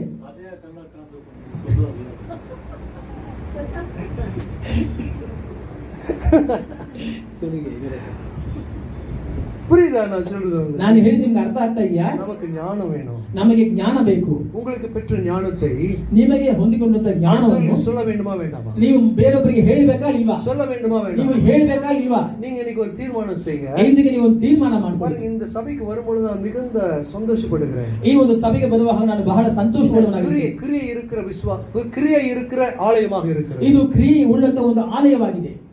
நிறைய ஆலயத்தில் இப்படிப்பட்ட கிரியைகள் இல்லை. ಅನೇಕ ಆಲಯಗಳಿದೆ, ಅದರಲ್ಲಿ ಇಂಥ ಕ್ರಿಯೆಗಳಿಲ್ಲ. ஒருவேளை மெகா சர்ச்சா இருக்கலாம். ಅದು ಒಂದು ವೇಳೆ ಅದು ಬಹಳ ದೊಡ್ಡ ಸಭೆ ಆಗಿರಬಹುದು. 35,000 பேர் போலாம். 35,000 ಹೋಗಬಹುದು. ಅಲ್ಲಿ 7 ಸರ್ವಿಸ್ ನಡೆಸலாம். 7 ಸರ್ವಿಸ್ ನಡೀಬಹುದು. ಕ್ರಿಯೆ செய்கிறாங்க. ಅಲ್ಲಿ ಕ್ರಿಯೆ ಮಾಡ್ತಾರೆ. ಅದು ಬೇರೆ ವಿಧமான ಕ್ರಿಯೆ. ಕ್ರಿಯೆ ಮಾಡ್ತಾರೆ, ಅದರ ಬೇರೆ ವಿಧವಾದ ಕ್ರಿಯೆ. இப்படிப்பட்ட ஜனங்களுக்கு இங்க கிரியை செய்கிறது போல அந்த இடங்களிலே செய்கிறார்களா தெரியாது எனக்கு. ಇಂತಹ ಕ್ರಿಯೆಗಳು ಇಲ್ಲಿ ಮಾಡ್ತಾರೆ, ಇಂತಹ ಕ್ರಿಯೆಗಳು ಅಲ್ಲಿ ಮಾಡ್ತಾರೆ ಅನ್ನೋದು ನನಗೆ ಗೊತ್ತಿಲ್ಲ. ஒருவேளை செய்யக்கூடும், ಒಂದು ವೇಳೆ ಮಾಡಬಹುದು. ಆದರೆ உங்கள் மத்தியிலே செய்கிற இந்த ஊழியம், ನಿಮ್ಮ ಮಧ್ಯದಲ್ಲಿ ಮಾಡುವಂತ ಈ ಒಂದು ಸೇವೆ ಆದದ್ದು, இந்த prison ministry, ಈ ಒಂದು ಸೆರೆಮನೆ ಸೇವೆ ಆದದ್ದು, handicap ministry, ಅದು ಅಂಗವಿಕಲರ ಸೇವೆ ಆದದ್ದು, blind ministry, ಆ ಕುರುಡರ ಒಂದು ಸೇವೆ ಆದದ್ದು எங்கேயும் பார்க்கல. ಎಲ್ಲೂ ಸಹ ನಾನು ನೋಡಲಿಲ್ಲ. இங்கே கிரியை இருக்கிறது. ಇಲ್ಲಿ ಕ್ರಿಯೆಗಳು ಇದೆ. ಹalleluya, ஹalleluya, ಹalleluya. இங்கே கிரியை இருக்கிறது. ಇಲ್ಲಿ ಕ್ರಿಯೆ ಇದೆ. ಯೇಸು ಕ್ರಿಸ್ತನು அவர் சொன்னார், ಆತನು ಹೇಳಿದನು, நான் பசியா இருந்தேன், ನಾನು ಹಸಿವಿನಿಂದ எனக்கு ಆಹಾರ ಕೊಡ್ತೀರಿ, ನನಗೆ ಆಹಾರವನ್ನು ಕೊಟ್ಟಿರಿ, நான் சிறைமனையிலே இருந்தேன், ನಾನು ಸೆರೆಮನೆಯಲ್ಲಿ என்னை ಇದ್ದೇನೆ, பார்க்க வந்தீர்கள், ನಾನು ನೋಡಲು ಬಂದಿದ್ದೀರಾ, நான் வியாதியா இருந்தேன், ನಾನು ರೋಗದಲ್ಲಿ ಅಸ್ವಸ್ಥನಾಗಿದ್ದೆ, பார்க்க வந்தீர்கள், ನಾನು ನೋಡಲು ಬಂದಿದ್ರಿ. யாருக்கு ஆண்டவரே அப்படி செஞ்சோம்? ಯಾರಿಗೆ ಆ ರೀತಿಯಾಗಿ ಕರ್ತನೆ ನಾವು உங்களை ಮಾಡಿದ್ವಿ? எப்ப பசியா பார்த்தோம்? ಕರ್ತನೆ ನಿಮ್ಮನ್ನು ಯಾವಾಗ ನೀವು எப்ப ಜೈಲಿல் இருந்தீங்க? ನೀವು ಯಾವಾಗ ಸೆರೆಮನೆಯಲ್ಲಿ ಇದ್ರಿ? ಮತ್ತೆ 25வது அதிகாரத்தை வாசித்து பாருங்க. ಮತ್ತೆಯ 25ನೇ ಅಧ್ಯಾಯದಲ್ಲಿ ನೀವು ಓದಿ ನೋಡಿ. அவர் சொல்றாரு, ಆತನು ಹೇಳ್ತಾನೆ, இந்த சிறியல் ஒருவருக்கு எதை செய்தீர்களோ எனக்கே செய்தீர்கள் என்று சொல்றாரு. ಈ ಅಲ್ಪನಾದ ಒಬ್ಬನಿಗೆ ನೀವು ಏನು ಮಾಡಿದ್ರು ಅದು ನನಗೆ ಮಾಡಿದಿರಿ ಅಂತ ಯೇಸು ಹೇಳಿದ್ರು. 25வது அதிகாரத்தை வாசிட்டு அடுத்த வாரம் வரும்போது வாங்க. 25ನೇ ಅಧ್ಯಾಯ ಓದಿ ನಂತರ அம்மாவும் பாஸ்டரும் உங்ககிட்ட கேள்வி கேட்பாங்க. ಅಮ್ಮನವರು ಸಹ ಆ ಪಾಸ್ಟರ್ಯನ್ನು ಸಹ ನಿಮ್ಮ ಬಳಿಯಲ್ಲಿ ಪ್ರಶ್ನೆ ಕೇಳ್ತಾರೆ. 25வது அதிகாரம் கடைசி ஒரு 10-20 வசனங்கள். 25ನೇ ವಾಕ್ಯ ಕಡೆಯ 10 ವಚನಗಳು. 20 ವಚನಗಳು. 20 ವಚನಗಳು வாசிச்சு பாருங்க. ನೀವು ಅದನ್ನು ಓದಿ ನೋಡಿ. அதை கொஞ்சம் அப்படியே அபியாசப்படுத்திட்டு வாங்க. ಅದನ್ನ ನೀವು ಹಾಗೆ ಅಭ್ಯಾಸ ಮಾಡ್ಕೊಂಡು ಬನ್ನಿ.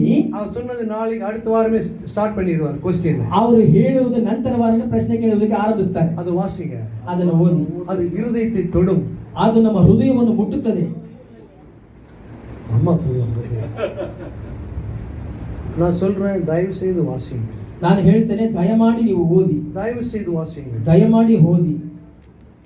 கர்த்தர் உங்களுக்கு நன்மையானதை செய்வார். ಕರ್ತನು ನಿಮಗೆ ಒಳ್ಳೆಯ ಕಾರ್ಯಗಳನ್ನು ಮಾಡ್ತಾನೆ. அது ஞானம் பிறகு நமக்கு. ಆದ್ದರಿಂದ ನಮಗೆ ಜ್ಞಾನ ಹುಟ್ಟುತ್ತದೆ. எங்க நீங்க பசியா இருந்தீங்க, எங்க சிறைமனையில் இருந்தீங்க, நாங்க எங்க போனோம்? ಕರ್ತನೆ, ನೀವು ಎಲ್ಲಿ ಹಸಿವಿಂದ ಇದ್ದೀರಿ, ಎಲ್ಲಿ ಸೆರೆಮನೆಯಲ್ಲಿ ಇದ್ದೀರಿ, ನಾವು ಎಲ್ಲಿಗೆ ಹೋದ್ವಿ ಅಂತ ಕೇಳ್ತಾರೆ. நான் வஸ்திரம் இல்லாமல் இருந்தேன் என்று சொல்றார். ಕರ್ತನಾದ ಯೇಸು ಹೇಳ್ತಾನೆ, ನಾನು ವಸ್ತ್ರವಿಲ್ಲದೆ ಇದ್ದೆ. எப்பொழுது வஸ்திரம் இல்லாமல் இருந்தீங்க? ಕರ್ತನೆ, ಯಾವಾಗ ನೀವು ವಸ್ತ್ರವಿಲ್ಲದೆ ಇದ್ದೀರಿ? வாசிச்சு பாருங்க. ನೀವು ಅದನ್ನು ಓದಿ ನೋಡಿ. நான் சொல்றேன், ನಾನು ಹೇಳ್ತೇನೆ, எனக்கு கண்ணீர் வந்தது அது வாசி. ನನಗೆ ಅದನ್ನು ಓದುವಾಗ ಕಣ್ಣಲ್ಲಿ ಹಾಗೆ ನೀರು I ಬಂತು. shed my tears. ನನ್ನ ಕಣ್ಣೀರನ್ನು ನಾನು ಸುರಿಸಿದೆ. That really touched my heart. ಆ ವಾಕ್ಯವಾದ ನಿಜವಾದ ಹೃದಯವನ್ನು ಮುಟ್ಟಿತು. சும்மா வாசிக்கணுங்கிற இதுல வாசிச்ச ஒரு தடவை அப்படி இல்ல. ಸುಮ್ಮನೆ ಓದ್ಬೇಕು ಅಂತ ನಾನು ಓದಿದ್ರೆ ಹಾಗಲ್ಲ. ஒரு தடவை மாத்திரம் 10 முறை அதை வாசித்து பாருங்க. ಒಂದು ಬಾರಿ ಇಲ್ಲ 10 ಬಾರಿ ವಾಕ್ಯ ನೀವು ಓದಿ ನೋಡಿ. I tell you, if you don't shed tears for Jesus Christ, ನಾನು ಹೇಳ್ತೇನೆ, ನೀವು ಇಲ್ಲಿ ಹೀಗೆ ಈ ರೀತಿಯಾಗಿ ನೀವು ಸುಮ್ಮನೆ ನೀವು ಕೂತ್ಕೊಳ್ಳೋದಿಲ್ಲ. I mean that word has not touched you. ಈ ವಾಕ್ಯವು ನಿಮ್ಮನ್ನು ಹಾಗೆ ಮುಟ್ಟುತ್ತೆ. வாசிங்கள், தொடும். ಆ ವಾಕ್ಯನ ನೀವು ಓದಿ ಅದು ನಿಮ್ಮನ್ನು ಮುಟ್ಟುತ್ತೆ. அது உங்களை தொடும். ಈ ವಾಕ್ಯನ ಓದಿ ನೋಡಿ ಅದು ನಿಮ್ಮನ್ನು ಮುಟ್ಟುತ್ತೆ. நாம் கிரியை செய்கிறவர்களாக, ನಾವು ಕ್ರಿಯೆ ಮಾಡುವವರಾಗಿ, அடுத்தவர்களுக்கு நன்மையை சொல்லுகிறவர்களாக, ಬೇರೆಯವರಿಗೆ ಒಳ್ಳೆಯದನ್ನು ಮಾಡುವವರಾಗಿ, oh taste and see that the Lord is good. ಎಷ್ಟು ದೇವರು ಒಳ್ಳೆಯವನು ಅಂತ ನೀವು ರುಚಿಸಿ ನೋಡಿ ಅಂತ ಹೇಳುವರಾಗ್ತೀವಿ. நீங்க டேஸ்ட் பண்ணுனீங்க, ನೀವು ರುಚಿ ನೋಡಿದ್ದೀರಾ, அடுத்தவங்க அந்த டேஸ்ட் சொல்லுங்க. ಬೇರೆಯವರಿಗೆ ಆ ರುಚಿ ಬಗ್ಗೆ ಹೇಳಿ. கர்த்தர் ஒவ்வொருவரையும் ஆசீர்வதிப்பார். ಕರ್ತನು ನೀವು ಒಬ್ಬೊಬ್ಬರನ್ನು ಆಶೀರ್ವದಿಸಿರಿ. சொன்ன கதையை மட்டும் யோசிச்சுட்டு இருக்காதீங்க. ನಾನು ಹೇಳಿದ ಕಥೆಯನ್ನು ಮಾತ್ರ ಯೋಚನೆ கதையை ಮಾಡಿ. சொல்றது உங்களை ஒருவேளை உற்சாகப்படுத்துவதற்காக, ಕಥೆ ನಾನು ಹೇಳಿದ ನಿಮಗೆ ಒಂದು ವೇಳೆ ಉತ್ಸಾಹ ಪಡಿಸುವುದಕ್ಕಾಗಿ, அது முக்கியமல்ல. ಅದು ಮುಖ್ಯವಲ್ಲ. காரியம் முக்கியம்.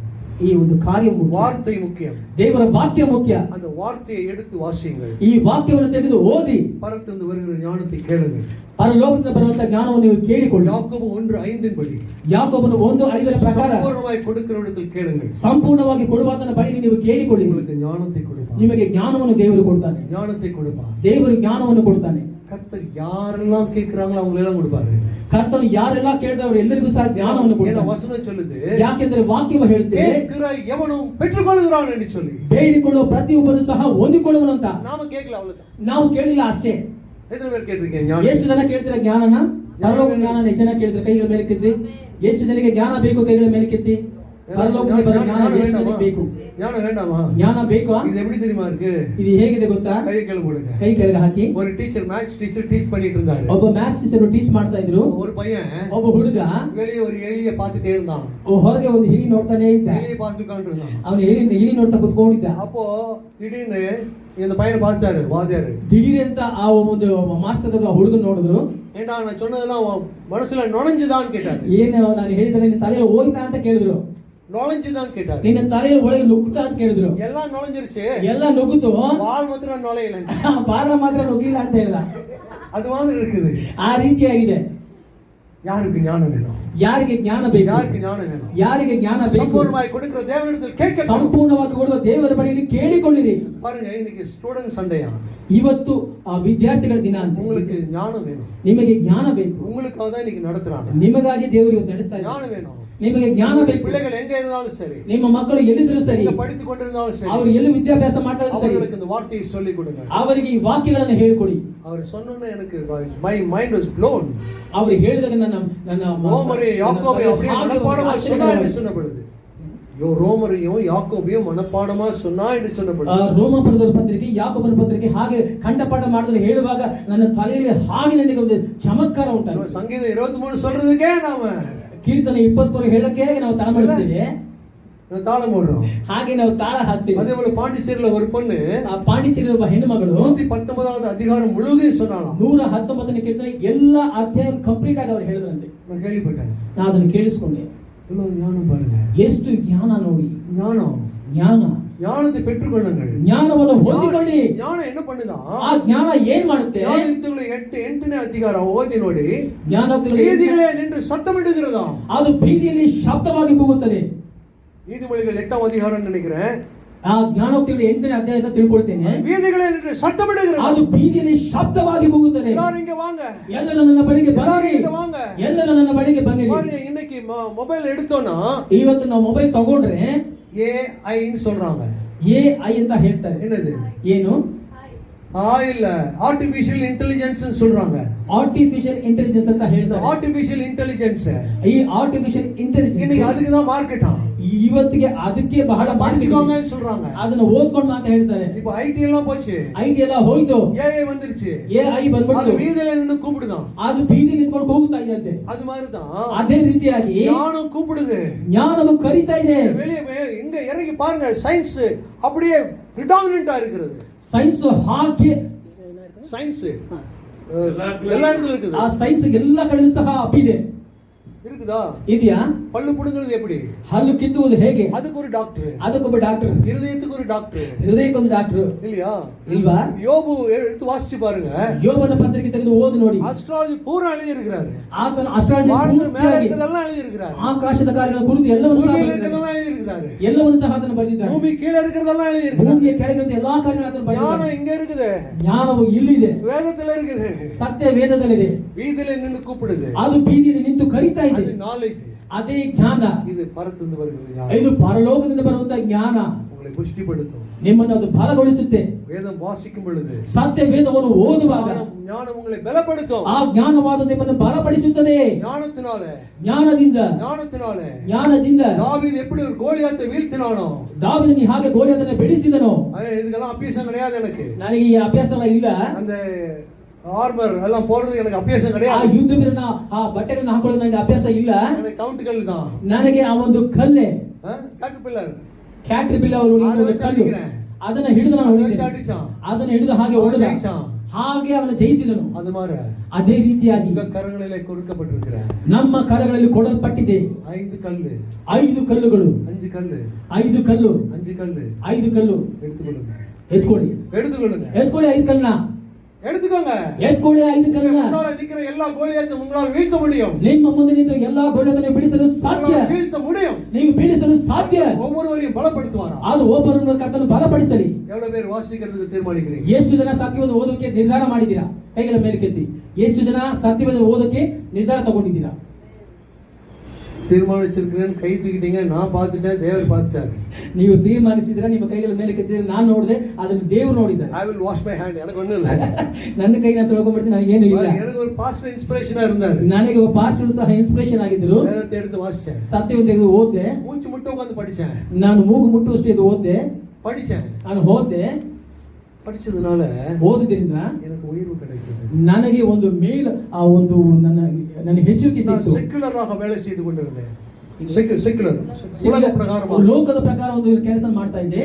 ಸೌತ್ ಇಂಡಿಯಾ ಪೂರ ಟ್ರಾವೆಲ್ ಮಾಡಿಕೊಂಡಿರುತ್ತೇನೆ. ಸೌತ್ ಇಂಡಿಯಾ ಪೂರ್ತಿಯಾಗಿ ನಾನು ಪ್ರವಾಸ ಮಾಡ್ತಾ ಇದ್ದೆ. ವಿಶಾಖಪಟ್ಟಣ, ಹೈದರಾಬಾದ್, ಬಾಂಬೆ ವರೆಗೂ போயிருக்கிறேன். ವಿಶಾಖಪಟ್ಟಣಂ, ಹೈದರಾಬಾದ್, ಬಾಂಬೆ ವರೆಗೂ ಹೋಗಿದ್ದೇನೆ. எல்லா இடத்துக்கும் போயிருக்கிறேன். ಎಲ್ಲ ಕಡೆಗೂ ಸಹ ಹೋಗಿದ್ದೇನೆ. ஆனா பாருங்க, என்கிட்ட கிங் ஜேம்ஸ் வெர்ஷன் ஒரு ஆங்கில புத்தகம் என்னுடைய டைரியிலே இருக்கு. இப்போ ಆ ಒಂದು ಕಿಂಗ್ ಜೇಮ್ಸ್ ವರ್ಷನ್ ಪುಸ್ತಕ, ಆಂಗ್ಲವಾದ ಪುಸ್ತಕ ಯಾವಾಗಲೂ ಸಹ ನನ್ನ ಡೈರಿಯಲ್ಲಿ ಇಟ್ಕೊಂಡಿರ್ತಿದ್ದೆ. மீட்டிங் ஆரம்பிப்பேன். ಮೀಟಿಂಗ್ ನಾನು ಆರಂಭಿಸ್ತೇನೆ. எனக்கு வேலையே மீட்டிங் ஆரம்பிக்கிறது. ನನಗೆ ಕೆಲಸನೇ ಒಂದು ಮೀಟಿಂಗ್ ಆರಂಭಿಸುವುದು. மீட்டிங் ಆರಂಭಿக்கிறதுக்கு முன்பதாக, ಮೀಟಿಂಗ್ ಆರಂಭಿಸಿದ ಮುಂಚಿತವಾಗಿ, 2ஆம் தேதி, ಇವತ್ತಿಗೆ 2ನೇ இரண்டாவது ப்ரோவர்பை எடுத்து ஒரு இந்து சகோதரனை வாசிக்க சொல்லுவேன். 2ನೇ ಜ್ಞಾನೋಕ್ತಿಗಳನ್ನು ತೆಗೆದು ಒಬ್ಬ ಹಿಂದೂ ಸಹೋದರನ ಓದನೆ ಹೇಳ್ತೇನೆ. நான் வாசிக்க வைப்பேன். ಅವನು ಓದನ ನಾನು ಹೇಳ್ತೇನೆ. புரியுதோ புரியலையோ ಅವನಿಗೆ ಅರ್ಥ ಆಗುತ್ತೋ ಇಲ್ವೋ அவனை வாசிக்க வைப்பேன். ಅದನ್ನು ಓದನೆ ಹೇಳ್ತೇನೆ. அந்த வார்த்தை அவனை பிடிக்கட்டும். ಆ ಒಂದು ವಾಕ್ಯವಾದವನ್ನು ಹಿಡ್ಕೊಳ್ಳಿ. என்னைக்காவது பிடிக்கும், ಯಾವತ್ತಾದ್ರೂ ಹಿಡ್ಕೊಳ್ಳುತ್ತೆ. எல்லாருக்காக ஜெபம் பண்ணுவேன், ಎಲ್ಲರಿಗಾಗಿ ಪ್ರಾರ್ಥನೆ ಮಾಡ್ತೇನೆ. அப்படிதான் மீட்டிங் நடத்துவேன். ಹಾಗೆ ನಾನು ಮೀಟಿಂಗ್ ನಡೆಸ್ತೇನೆ. கடைசில பாருங்க, அந்த வேதமே எனக்கு வாழ்க்கையா போச்சு. ಕಡೆಯದಾಗಿ ನೋಡಿ, ಸತ್ಯವೇದವೇ ನನಗೆ ಜೀವಿತವಾಗಿದೆ. வேதமே வாழ்க்கையா போச்சு. ಈ ಸತ್ಯವೇದ ನನಗೆ ಜೀವಿತವಾಗಿದೆ. வேதத்தை எடுங்கள்,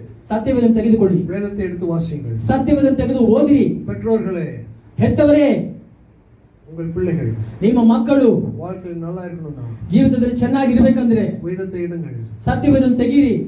ஒரு கடினமான வசனத்தை சொல்ல இருக்கிறேன். ಒಂದು ಕಠಿಣವಾದ ವಾಕ್ಯವನ್ನು ಹೇಳಲಿಕ್ಕಿದ್ದೇನೆ. நீ வேதத்தை மறந்தால் உன் பிள்ளைகளை மறந்து விடுவேன். ನೀನು ಸತ್ಯವೇದವನ್ನು ಮರೆತರೆ ನಿನ್ನ ಮಗುವನ್ನು ನಾನು ಮರೆಯುತ್ತೇನೆ. எவ்வளவு கடினமான வார்த்தை பாருங்க. ಎಷ್ಟು ಕಠಿಣವಾದ ವಾಕ್ಯವು. வேதத்தை மறக்காதீங்க. ಸತ್ಯವೇದವನ್ನು ಮರಿಬೇಡಿ. எடுத்து வாசியுங்கள். ಅದನ್ನು ತೆಗೆದು ಓದಿ. அது உங்களுக்கும் எனக்கும் ஞானத்தை, ಅದು ನಿಮಗೂ ನನಗೂ ಜ್ಞಾನವನ್ನು ಕೊಡುತ್ತೆ. கர்த்தர் ஒவ்வொருவரையும் ஆசீர்வதிப்பார். ಕರ್ತನು ನಿಮ್ಮೊಬ್ಬೊಬ್ಬರನ್ನು ಆಶೀರ್ವದಿಸಲಿ. ஒவ்வொருவருக்கும் ஞானம் பெற்றுக்கொள்ளுங்கள். ಒಬ್ಬೊಬ್ಬರು ಜ್ಞಾನವನ್ನು ಸಹ ಹೊಂದಿಕೊಳ್ಳಿ. விசுவாசத்தினால, ನಂಬಿಕೆಯಿಂದ பெற்றுக்கொள்ளுங்கள். ಹೊಂದಿಕೊಳ್ಳಿ. கண்களை மூடுவோம். ಕಣ್ಣುಗಳನ್ನು ಮುಚ್ಚೋಣ. அன்பின் பரலோகம் பிதாவே, ಪ್ರೀತಿಯುಳ್ಳ ಪರಲೋಕದ ತಂದೆಯೇ, உம்மை துதிக்கிறோம், ஸ்தோத்திரிக்கிறோம், உமக்கு நன்றி செலுத்துகிறோம் ஐயா.